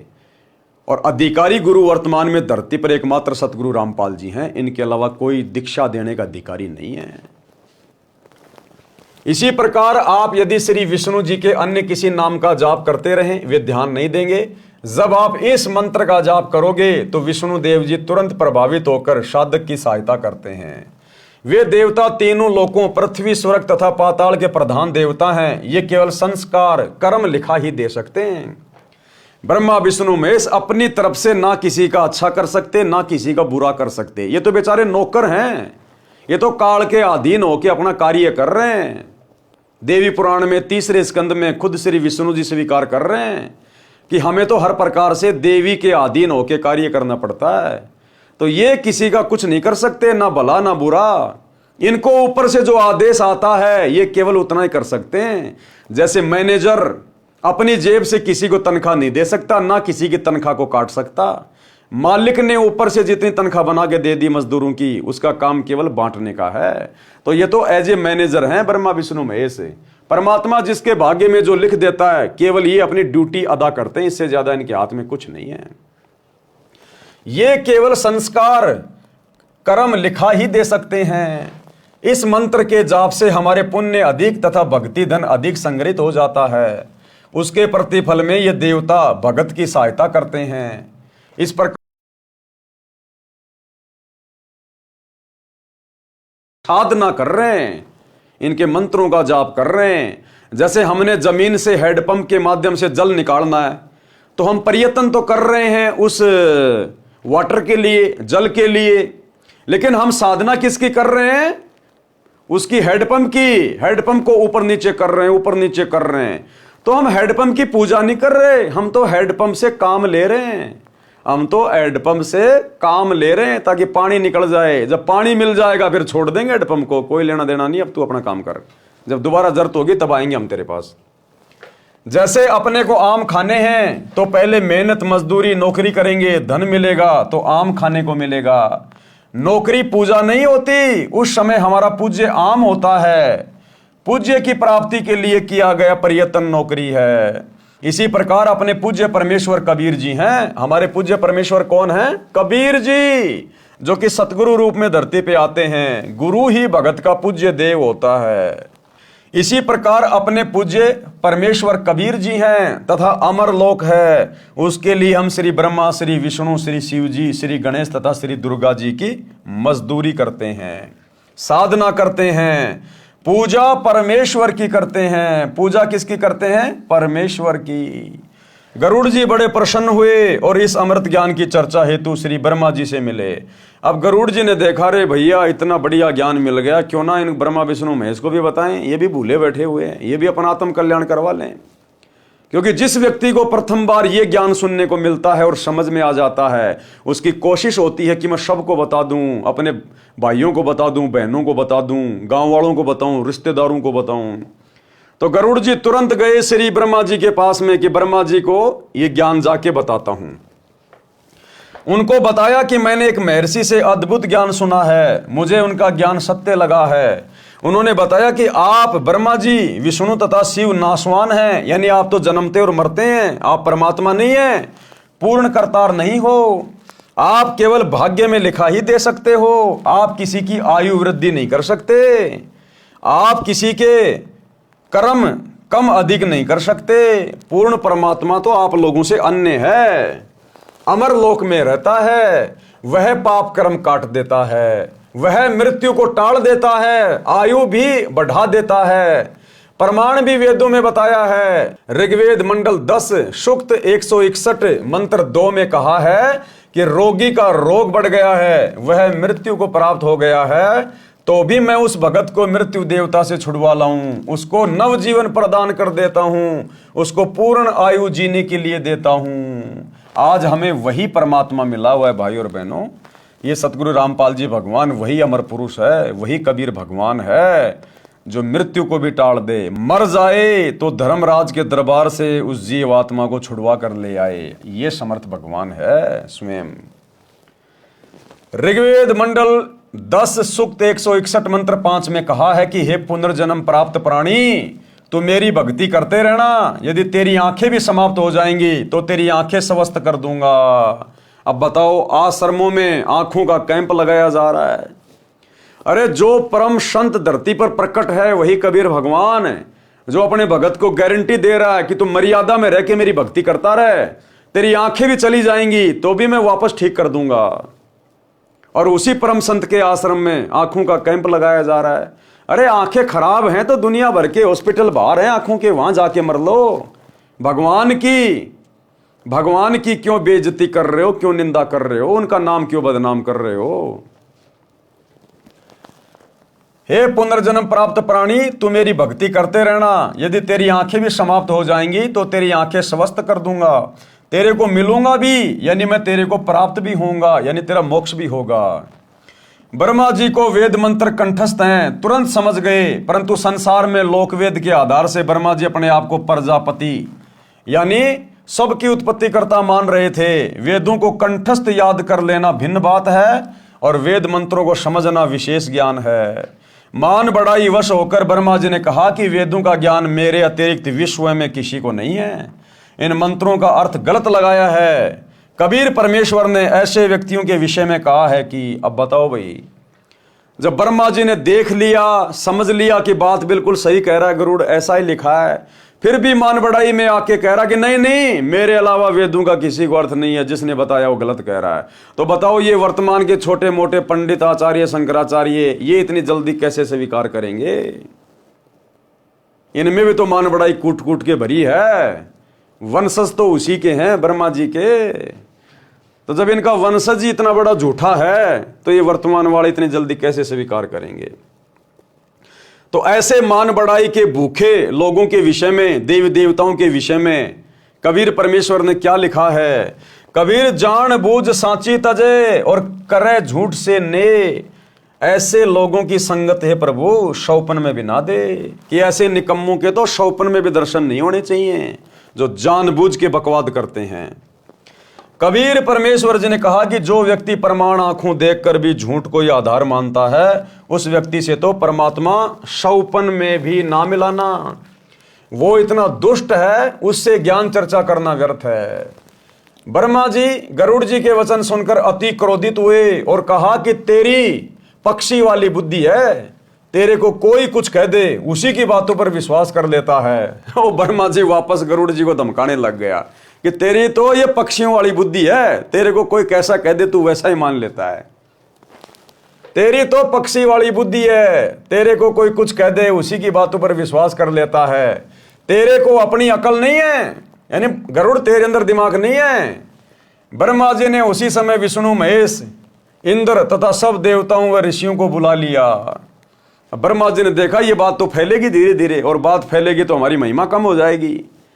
तो आनन फानन में सभी देवी देवताओं को बुला लिया, मीटिंग शुरू कर दी तुरंत। क्योंकि भाई और बहनों, देवी देवताओं की जो विज्ञान है, जो टेक्निक है, वो धरती की विज्ञान से लाखों गुना ज्यादा सुपीरियर है। वहां पर मैसेज नहीं करने पड़ते, फोन नहीं करने पड़ते, वहां पे सारे के सारे काम मानसिक रूप से होते हैं। तुरंत सबके मन में जो है वो प्रेरणा हो जाती है, सेकंड में वहां पे सिद्धियां होती हैं, और तुरंत सेकंडों में सभी वहां पर इकट्ठे हो जाते हैं, वो प्रकट हो जाते हैं। चाहे लाखों, चाहे 33 करोड़ देवी देवता 2 सेकंड में इकट्ठे हो जाते हैं। वहां का सिस्टम ऐसा ही है। जैसे आजकल आप जी देख रहे हो, बहुत सारी कंपनियां हैं जो कि बल्क में मैसेज भेजती हैं। वो आपका कोई भी संदेशा चाहो तो 1 करोड़ लोगों को एक बार में बटन दबाते ही सबके मोबाइल पे मैसेज आ जाएगा। जैसे कंपनियां क्या करती हैं, अपने एयरटेल का रिचार्ज, जियो का रिचार्ज, सबके मोबाइलों में उनके मैसेज आते हैं, आपको ये ऑफर दिया जा रहा है। वो सबको एक साथ भेजते हैं, मैसेज टाइप करके एक बटन दबाते हैं अपनी वेबसाइट में। जितने भी लोगों ने वो सिम ले रखी है, सबके मोबाइल पे तुरंत घंटियां बजनी शुरू हो जाती है। तो जब यहां इस गंदे लोक में इस विज्ञान के माध्यम से ऐसा थोड़ा बहुत हो सकता है, तो देवताओं की विज्ञान तो लाखों गुना ज्यादा उत्तम है यहां की विज्ञान से। और देवताओं की विज्ञान से भी करोड़ों गुना ज्यादा उत्तम विज्ञान है सतलोक की, परमात्मा की। तो ब्रह्मा जी ने उसी समय विष्णु, महेश, इंद्र तथा सब देवताओं व ऋषियों को बुला लिया कि भैया ये तो बेइज्जती हो जाएगी अगर पोड़ पट्टी खुल गई तो। सभा लग गई। ब्रह्मा जी ने उनको बुलाने का कारण बताया कि गरुड़ आज नई बात कर रहा है कि ब्रह्मा, विष्णु, महेश नासवान है, पूर्ण परमात्मा कोई अन्य है, वह अमरलोक में रहता है, तुम करता नहीं हो। ये बात सुनकर श्री विष्णु जी तथा श्री शिव जी बहुत नाराज हुए, क्रोधित हो गए, और गरुड़ को ब्रह्मा वाले उलाहने देने लगे, यानी बुरा भला कहने लगे, उसको दोषी साबित करने लगे। फिर सबने मिलकर निर्णय लिया कि माता दुर्गा जी से सत्य जानते हैं। सब मिलकर माता के पास गए, यही प्रश्न पूछा, क्या हमारे यानी ब्रह्मा, विष्णु तथा शिव से अन्य कोई पूर्ण प्रभु है? क्या हम नाशवान हैं? माता ने 2 टूक जवाब दिया कि तुमको ये गलतफहमी कब से हो गई कि तुम अविनाशी तथा जगत के कर्ता हो। अब उनकी माता जी ने भी उनको 2 टूक में जवाब दे दिया कि गरुड़ सही तो कह रहा है, तुम कब से अपने आप को जगत के कर्ता धर्ता मानने लग गए। बेचारों का मुंह उतर गया तीनों का। यदि ऐसा है तो तुम मेरे भी बाप हुए। अब दुर्गा ने कहा, यदि तुम ही संसार की उत्पत्ति करता हो तो मैं तुम्हारी मां भी संसार में रहती हूं, फिर तो मेरे बाप भी तुम हुए, फिर मुझ दुर्गा के बाप भी तुम ही हुए, मेरे को भी तुम ही ने पैदा किया होगा। फिर तो अगर तुम ही संसार के अगर कर्ता धर्ता हो तो फिर तो तुम्हारी मां भी इसी संसार में रहती है दुर्गा, फिर तो दुर्गा को भी तुमने पैदा किया होगा। अब इससे ज्यादा फिर वो क्या बोलते, मां से बड़े तो नहीं है ना, तो तुमसे बड़ी तो तुम्हारी मां हो गई जिससे तुम्हारा जन्म हुआ, और वो कह रहे हैं कि हम ही हैं सारी सृष्टि के रचनहार, कर्ता धर्ता। तो बेचारों का मुंह छोटा सा हो गया तीनों देवताओं का, क्या जवाब दें अब। तो क्या कहा दुर्गा ने, माता ने 2 टूक जवाब दिया कि तुमको यह गलतफहमी अर्थात भ्रम कब से हो गया कि तुम अविनाशी तथा जगत के कर्ता हो। यदि ऐसा है तो तुम मेरे भी कर्ता यानी बाप हुए, जबकि तुम्हारा जन्म मेरी कोख से हुआ है। वास्तव में परमेश्वर अन्य है, वही अविनाशी है, वही सबका करता है, वही अविनाशी है। अविनाशी कौन है? एक ही है सृष्टि में अविनाशी, जिसने सबको उत्पन्न किया, कबीर परमात्मा सतगुरु रामपाल जी।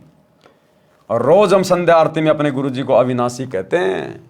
अवगुण किए घनेरे फिर भी भले बुरे हम थारे, दास को जान के निपट नादान और मोहे बख्श दियो अविनाशी। हम रोज गुरु जी को अविनाशी कहते हैं। लेकिन विचार नहीं करते कि अविनाशी तो सृष्टि में केवल एक ही है, कबीर। तो फिर हमारे गुरु जी कौन हुए जिनको हम रोजाना अविनाशी कह के संबोधित कर रहे हैं, उनकी महिमा कर रहे हैं? स्वयं कबीर जी। वही अविनाशी है, वही सबका करता है। ये बात सुनकर सभा भंग हो गई, सब चले गए, परंतु ब्रह्मा विष्णु शिव जी के गले में यह सत्य नहीं उतर पा रहा था। उन्होंने गरुड़ को बुलाया, गरुड़ ने आकर प्रणाम किया, आदेश पाकर बैठ गया। तीनों देवताओं ने कहा, हे पक्षीराज, अब ठंडे हो गए कुछ तीनों देवता। आपको कैसे विश्वास हो कि हम जगत के कर्ता हैं? कि गरुड़ बोल, ले ले हमारी परीक्षा, बता तेरे को कैसे विश्वास दिलाएं कि हम तीनों ही जगत के कर्ता हैं, जगत के धर्ता हैं। मतलब झुकने को तैयार नहीं। मान बड़ाई इतना भयंकर रोग है। सारी सच्चाई जान ली, ब्रह्मा जी ने वेदों में देख लिया और दुर्गा ने बता दिया कि तुम काहे के भगवान हो। फिर भी मान बड़ाई नहीं छूट रही, अपने आप को भगवान मान के बैठे हुए हैं और कह रहे हैं, गरुड़ बता तेरे को कैसे विश्वास हो कि हम परमात्मा हैं। गरुड़ जी उठकर मेरे पास यानी कबीर जी के पास आए। अब गरुड़ जी तीनों देवताओं की बात सुन के कहाँ आए? कबीर परमात्मा सतगुरु रामपाल जी के पास आए, क्योंकि गुरु जी ने बता दिया था कि बेटा मैं वहां रहता हूं, कभी कोई बात हो जाए तो वहां आ जाना मेरे पास में। मालिक को तो पता था कि आग लगेगी तीनों देवताओं को। गरुड़ जी उड़कर मेरे पास यानी कबीर जी के पास आए तथा सब वृत्तांत बताया, सारी बातें बताई। तब मैंने कहा कि बंग देश, वर्तमान में बांग्लादेश में एक ब्राह्मण का 12 वर्षीय बालक है, उसकी आयु समाप्त होने वाली है।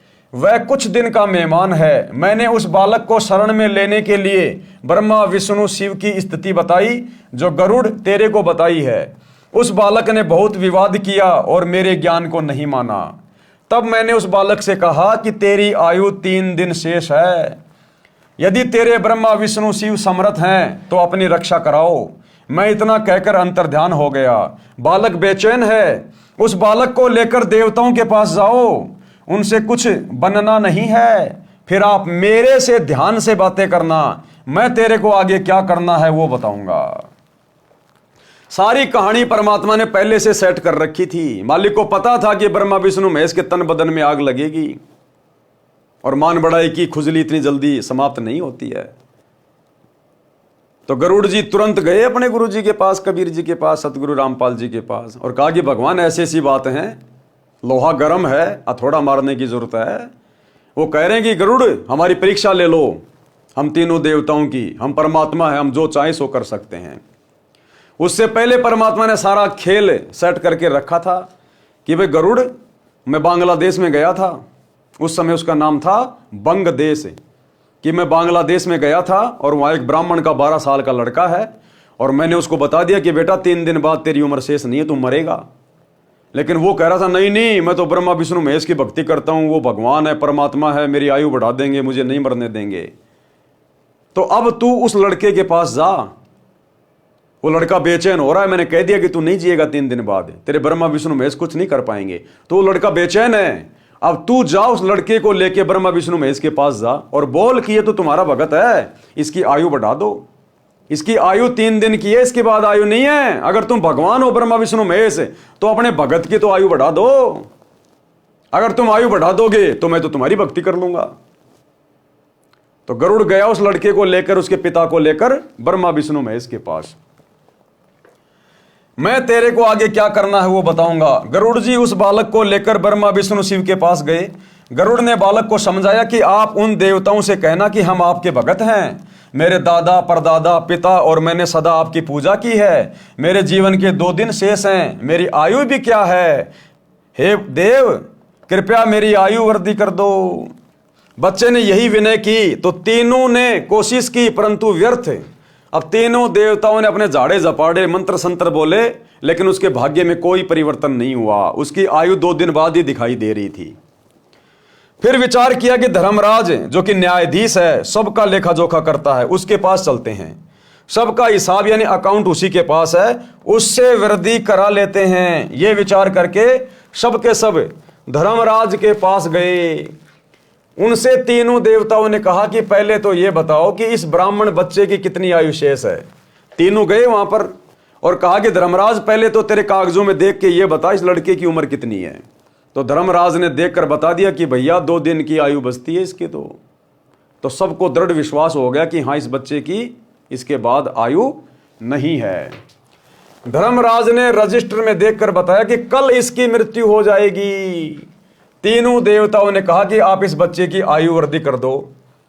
घर की खेती समझ रखी थी ब्रह्मा विष्णु महेश ने बिना ज्ञान के कि जैसा हम कहेंगे वैसा ही हो जाएगा, अपने आप को भगवान मान रहे थे। तो तीनों ने कहा कि धर्मराज, हमारा आदेश है, आप इस बच्चे की आयु बढ़ा दो। और धर्मराज बोला, भगवान ये मेरे बस का सौदा नहीं है, ना मैं किसी की आयु घटाता ना मैं किसी की बढ़ाता। मेरे पास तो ऊपर से पूर्ण परमात्मा से मेरी डायरी में जो लिख के आता है मैं तो उसी के अनुसार सबका लेखा जोखा करता हूं। मेरे अधिकार में नहीं है किसी की उम्र बढ़ाना या घटाना। अब ऊपर से लिख के कौन भेजता है? ये कबीर भगवान सतगुरु रामपाल जी धर्मराज को ये देता है, भाई सब जीवों का अकाउंट इस परमात्मा के पास में है, क्योंकि सब आत्मा इसी की हैं, बाकी सब नौकर हैं। यहाँ शत का राज धर्म राय कर ही, अपना किया सवै दंड भरी। ये किसी की भाग्य में कम ज्यादा नहीं कर सकता धर्मराज। धर्मराज ने रजिस्टर देखकर बताया कि कल इसकी मृत्यु हो जाएगी। तीनों देवताओं ने कहा कि आप इस बच्चे की आयु वृद्धि कर दो। धर्मराज ने कहा यह असंभव है। तीनों ने कहा कि हम आपके पास बार बार नहीं आते, आज इज्जत बेइज्जती का सवाल है। अब ब्रह्मा विष्णु महेश बोले, रे भाई हमारी क्यों खड़ी खड़ी बेइज्जती करवा रहा है? हम हमेशा थोड़ी आते हैं तेरे दरबार में, कभी कभार आते हैं, आज तो हमारी इज्जत रख ले। बोले भैया चाहे इज्जत हो चाहे बेइज्जती हो, ये मेरे बस की बात है ही नहीं। हमारे आए हुओं की इज्जत तो रख लो।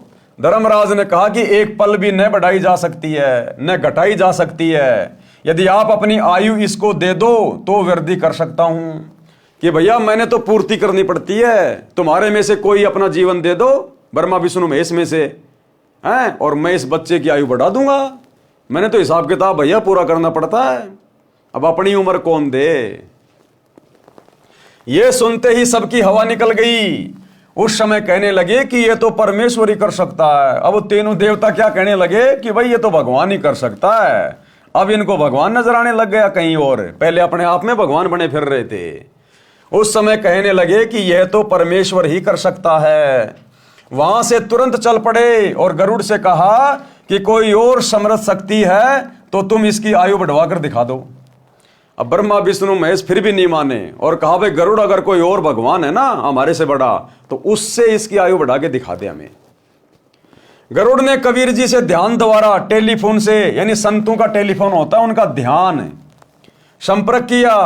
परमेश्वर कबीर जी ने ध्यान द्वारा बताया कि आप इसके लिए मानसरोवर से जल ले आओ, वहां एक श्रवण नाम का भगत मिलेगा, उसको मैंने सब समझा दिया है, आप अमृत ले आओ। गरुड़ जी ने जैसी आज्ञा हुई वैसा ही किया। अमृत लाकर उस बच्चे को पिला दिया। उस बालक के पास में मैं गया, गरुड़ ने उसे सब समझा दिया कि अमृत तो बहाना है, ये स्वयं परमेश्वर हैं, इन्होंने जल मंत्रित करके दिया था। अब भाइयों और बहनों, नाम दीक्षा के समय हमें जो मंत्रित जल मिलता है एक बार, वो है वो जल। उस जल के पीने मात्र से उस बच्चे की परमात्मा ने आयु एक्सटेंड कर दी। और वो जल हम भगत भाई बहन रोजाना चरणामृत के रूप में अपने घर पर पी रहे हैं रोजाना। यही है वो समर्थ परमात्मा जिन्होंने जल मंत्रित करके दिया था अपनी वचन शक्ति से। जो जल हमें प्रथम बार नाम दीक्षा के समय मिलता है, प्रथम दीक्षा के समय जो जल पिया जाता है वो मंत्रित होता है गुरुदेव भगवान की वचन शक्ति से। और उसके बाद हमें रोजाना घर पर अलग से चरणामृत दिया जाता है पीने के लिए, एक छोटी सी शीशी में, जिसको आगे से आगे हम पानी डाल के बढ़ाते रहते हैं। तो भाइयों और बहनों, वो अमृत का जल उस मानसरोवर से भी ज्यादा पाक और पवित्र पावरफुल जल, अमृत जल, गुरु जी का चरणामृत आप और हम आत्माओं को रोजाना पीने को मिल रहा है। तब कहीं जाकर इस काल के गंदे लोक में हमारी बुद्धि थोड़ा थोड़ा काम कर रही है, हम अपने गुरु को परमात्मा मान पा रहे हैं, भक्ति कर पा रहे हैं, बुराई छोड़ पा रहे हैं। अन्यथा ये संभव नहीं है यहां पर। तो गरुड़ ने क्या कहा कि भैया ये जल तो केवल एक बहाना है, असल में ये परमात्मा आए हुए हैं और इनके आशीर्वाद से इन्होंने जो जल जो मंत्रित करके दिया है इससे ये बात बन रही है। ये स्वयं परमेश्वर हैं, इन्होंने जल मंत्रित करके दिया था। बालक तुम दीक्षा ले लो। इस अमृत से तो 10 दिन जीवित रहोगे। बालक ने मेरे से दीक्षा ली। उस बच्चे ने, 12 साल के ब्राह्मण के बच्चे ने फिर कबीर भगवान से दीक्षा ले ली। जब बालक 15 दिन तक नहीं मरा तो गरुड़ ने तीनों ब्रह्मा विष्णु तथा शिव जी को बताया कि यह बालक जीवित है, मेरे गुरुजी से दीक्षा ले ली। अब ब्रह्मा विष्णु महेश तो भूल गए उस बात को, लेकिन गरुड़ गया, बोला जी वो लड़का जो धर्मराज के कागजों में 1 दिन बाद में मरने वाला था, उसने मेरे गुरुजी से दीक्षा ले ली। आज 15 दिन हो गए, उसका बाल विवाह का नहीं हुआ। और भाई और बहनों, एक छोटा सा सत्संग गुरुदेव के मुख कमल से, ये वही कबीर भगवान है। ये 15 दिन का जिक्र क्यों हुआ यहां? क्योंकि वर्तमान में भी परमात्मा ने वही चमत्कार किया हुआ है, एक नहीं अनेकों। एक छोटा सा सत्संग जिसमें एक व्यक्ति के घर वालों ने ज्योतिष वालों से दिखा लिया था और सब ने यह बता दिया था कि 15 जनवरी के बाद इस व्यक्ति की आयु शेष नहीं है, ये मरेगा, इसको बचाने वाला धरती पे कोई नहीं है। उसकी सारी जन्म कुंडली, जन्म पत्री, ज्योतिष फोतिष सब देख के बता दिया। अब सबको टेंशन, खाना पीना छूट गया। अंत में किसी के कहने से गुरुजी के पास आए और कहा गुरुजी इसकी तो 15 जनवरी लास्ट तारीख रखी हुई है। उसका भी बेचारे का खाना पीना छूट गया उसका। तो गुरुजी ने कहा कि कोई बात नहीं, दीक्षा लो और सेवा करो, भक्ति करो, परमात्मा दया करेंगे। अब इतना जल्दी विश्वास कैसे हो? बोला नहीं नहीं गुरुजी, हम तो इसको आपके पास ही छोड़ के जा रहे हैं आश्रम में। उन घर वालों ने कहा कि हम तो इसको आपके पास ही छोड़ के जा रहे हैं, इसको 15 जनवरी के बाद ही लेने आएंगे। तो गुरुजी ने कहा बट कोई बात नहीं, रह लेगा, सेवा कर लेगा परमात्मा की, क्या दिक्कत है। अब भाई उसने खाना पीना छोड़ दिया। भगत ने बड़ी मुश्किल से गुरुजी के कहने से एक आधी रोटी खाए और शोक के काटा हो रहा। उसको 15 तारीख दिखाई दे रही, 15 जनवरी। अब भैया साध वचन पलटे नहीं, पलट जाए ब्रह्मांड। साधु बोले सहज स्वभाव, साधु का बोले मिथ्या ना जाए। अब गुरुजी ने कह दिया, वो कह दिया फाइनल कि बेटा कोई दिक्कत नहीं, परमात्मा दया करेंगे, भक्ति कर। 15 जनवरी का दिन बीत गया, थोड़ी सी मन में शांति हुई, फिर भी धैर्य, कहीं रात को ना मर जाऊं। ऐसे करते करते गुरुदेव ने बताया 15 दिन और बीत गए और गुरुदेव ने कहा रे अब तो कम से कम विश्वास कर ले, देख तेरी ज्योतिष फातिश सब फेल हो गई, परमात्मा ने तेरी उम्र बढ़ा दी। तो किसने बढ़ाई? इस कबीर भगवान ने बढ़ाई। इस कबीर भगवान ने बैठे बैठे बढ़ाई। ना कोई मानसरोवर का जल लाए, ना कोई गरुड़ जी के पास गए, बैठे बैठे। तो ये है वो कबीर भगवान जो गरुड़ जी के पास गया था और जिसने उस ब्राह्मण के 12 वर्ष के बच्चे की आयु 100 साल की कर दी भक्ति के लिए, अपनी शरण में लेके। तो छोटा सा सत्संग गुरुदेव के मुख कमल से विश्वास के लिए। अब ऐसे ऐसे हमारे पास 1000 प्रमाण हैं।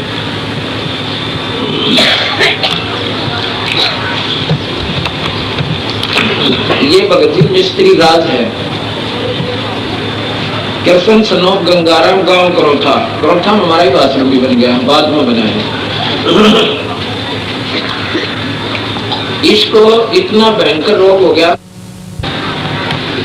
इसने 6 मैं बोला भी बात सुनो, बंदी छोड़ भगवान की शरण में विधिवत लाओ उसको और नाम जुआओ। और पहले उसने नाम लिया था पर बीच में उसने अपना वो साधना छोड़ दी मारे वाली और लग गया करने।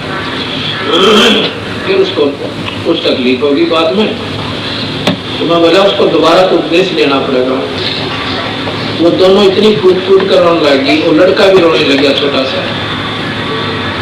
जो बोले जी छोरा, जो बोला विक्रम तक मेरा पिताजी मरेगा और मन करनी में सभी ठानी पड़ेगी माई के पेट को नहीं खाते। लोग क्या जी मारा भी कर्जा बैठ गया, कितना बुरी तरह रोया, हम दोनों के दोनों घर पे। मैं बोला भी उसको लाओ यहाँ पे और अपना दिल रखने खातिर मैंने उनको भाई साथ कामना अपने कबीर भगवान के आधार पर दी कि वे चिंता ना करें, ये नहीं मरेगा। पर न्यों को दिल डटे न्यों कहते हैं, मैंने उसको खूब कहा फिर नहीं मरेगा, तू चिंता ना करे, मेरे पे लिखवा ले दे, यूं मर जाते। मैंने यहाँ तक कह दिया पर कोई ना बेटा मेरा न्यों बोली जी हम आपके साथ छोड़ना कि 15 जनवरी 1999 3 हाथ रेखाएं देखने वालों ने दर्दी के 15 जनवरी के बाद ऐसा जीवन नहीं है। अब हम उन आते खड़े गड़ा पक्का माने, उसने जो कह दिया फाइनल है। और तीनों ने कह दिया, एक ने भी कोई ना, फिर गुंजाइश भी नहीं रहती। बात भी सच्ची से, पर कबीर साहब के अंदर वो शक्ति है, कर्म की रेख न बदल दे। जब आत्मा तो इसके तरनाम रो आदमी पड़े करे, लल्लो पत्तो करनी है कि कोई ना सुने। अब वो तो था उनका, उसने नाम दोबारा लिया, बोले जी आप इसमें साक्षर आए।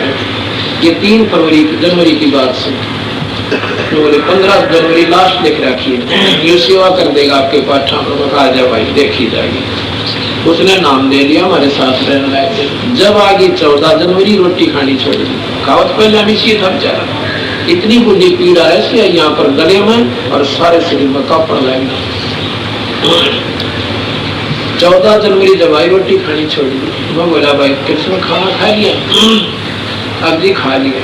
मतलब ऐसे बोला, वो तो जिसका सत्संग चल रहा था, बोला जी बहुत नहीं खा, भगत जी न्यों का उठ का आया थाली पर। और बाद जिसका दिन कर रखा मरने का, किसी रोटी खाई नहीं। बात भी सच्ची है। देखो जिसका ना बीता वो तो कुछ भी कह दो, पर जिसकी रस्म आसमी होगी नहीं कहानी, पसीने आ जाएंगे। मैं बोला भाई तो मेरे कहती आधी रोटी खा लिया। मुश्किल से उसने 15 मिनट में आधा टूक अंदर गया। बोला सेब खा ले, बोला तुम मना अच्छी नहीं लाए। अच्छा भाई 15 जनवरी आ गई, चाय भी नहीं पिया। 15 जनवरी आ गई, उस दिन हम वही थे, मध्य का दिन था। वह 15 भी पूरी होगी, मतलब फिर 16 भी पूरी होगी, 17 भी चली गई। 18 तारीख ने बोला जी भी नहीं मरता मैं, नो करके है क्यों ही लिखे होता है। बोला जी बस ये भी नहीं मरता। 15 तारीख थी मेरी, ईद उसने देख लिया। दूसरी 15 जनवरी की आश्रम में काम करे, नो करो जी वैसे कोई तकलीफ नहीं। उसके बाद कौन सतगुरुदेव ये सेवा करते का फोटो उतर है इसका, आत्मा जो सूट ले रहा है क्रिया करनी ले रहा है, ये वहां करोथा आश्रम में सेवा कर रहा है। बोल सतगुरुदेव। तो इस प्रकार ये पूर्ण परमात्मा है, अनंत कोटि ब्रह्मांड के भगवान से। तो भाई और बहनों, हमने निसंशय अपने गुरु जी को परमात्मा मान के भक्ति पे दृढ़ हो जाना चाहिए। मेरे गुरुजी से दीक्षा ले ली है। गरुड़ ने कहा कि वो बच्चा मरा नहीं, 15 दिन हो गए मेरे गुरुजी से दीक्षा ले ली है। उन्होंने उस बच्चे को पूर्ण आयु जीने का आशीर्वाद दे दिया। ब्रह्मा विष्णु महेश तीनों फिर धर्मराज के पास गए। अब तीनों देवता फिर धर्मराज के पास गए कि तू तो कह रहा था कि ये कल मरेगा, इसके कागजों में लिखा हुआ है, इसको तो आज जो है 15 दिन हो गए। अब धर्मराज ने देखा भाई बात तो सही है, 15 दिन हो गए, जबकि कागजों में तो 1 दिन का लिखा हुआ था। फिर से कागज देखे तो कहा भैया ये तो किसी ऊपर वाले के हाथ में, ये तो कोई परम शक्ति के हाथ में है भाई। अब इसमें 100 साल की आयु लिखी हुई है। धर्मराज ने कहा इसमें तो 100 साल की आयु लिखी हुई है, उस दिन तो 1 दिन की थी। तो कहा भैया ये तो परम शक्ति के हाथ में, हमारे हाथ में कुछ नहीं है। धर्मराज के कागजों में चेंज कर दी भगवान ने उम्र, सतगुरु रामपाल जी ने। इसलिए कहते हैं जम जोरा जहां से डरे मिटे कर्म के लेख। उस बच्चे के कर्मों के लेख में उसकी मृत्यु थी। उस भगत के कर्मों के लेख में 15 जनवरी के बाद उसकी मृत्यु थी। लेकिन इस परमात्मा ने वो लेख मिटा दिया, नया लेख लिख दिया। ये कलम इस परमात्मा के हाथ में है, सतगुरु रामपाल जी के। तो कहते हैं जम जोरा जहां से डरे मिटे कर्म के लेख, और अदली असल कबीर है ये कुल का सतगुरु एक, इनके हाथ में है। हम ऐसी समर्थ शक्ति के हाथ में हैं। साथ में गरुड़ भी गया। तीनों देवताओं ने धर्मराज से पूछा कि यह बालक कैसे जीवित है, उसको मर जाना चाहिए था। धर्मराज ने उसका खाता देखा तो उसकी आयु लंबी लिखी थी। धर्मराज ने कहा कि यह ऊपर से होता है। धर्मराज ने क्या कहा कि भैया ये तो ऊपर से होता है, मेरे हाथ में कुछ नहीं है, जैसा जिसका लिखा होता है मैं तो वैसा ही देता हूं। ये तो कोई और शक्ति है, कोई परम शक्ति है, वो लिख के देता हमें।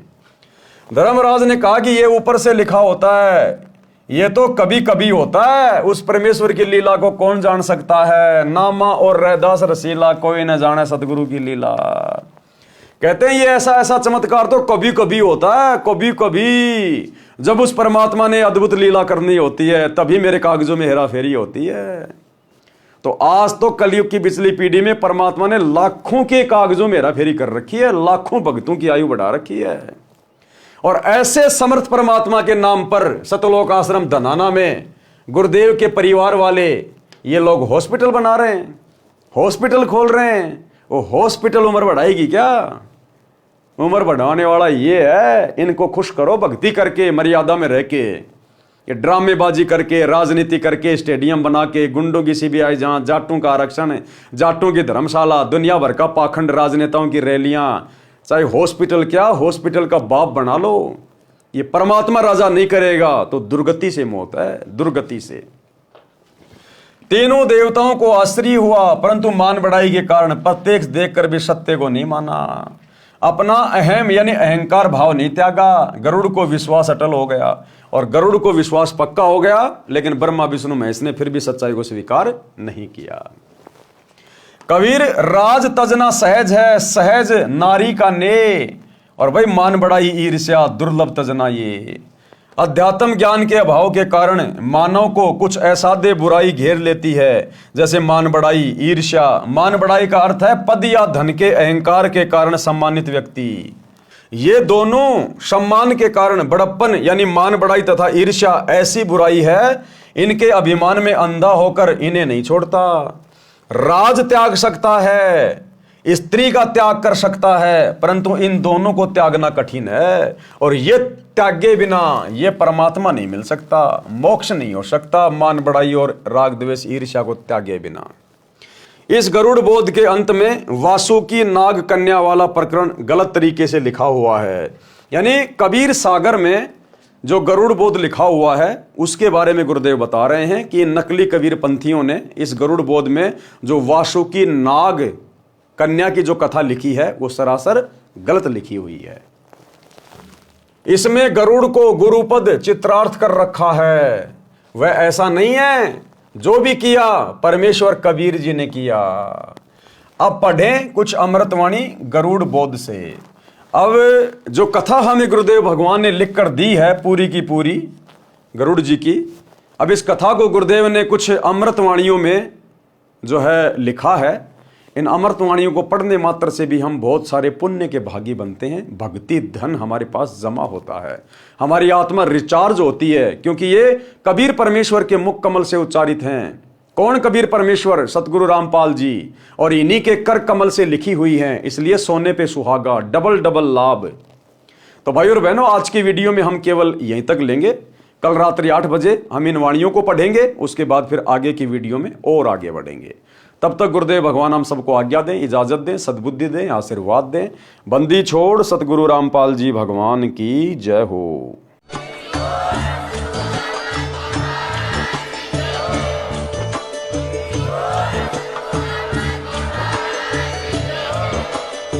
भाई जो गुरु बचन पे डट गे, कट गे फंद 84 के, कट गे फंद 84 के, कट गे फंद 84 के। भाई जो गुरु बचन पे डट गे, कट गे फंद 84 के, कट गे फंद 84 के, कट गे फंद 84 के। भाई जो गुरु बचन पे डट गे, कट गे फंद 84 के, कट गे फंद 84 के, कट गे फंद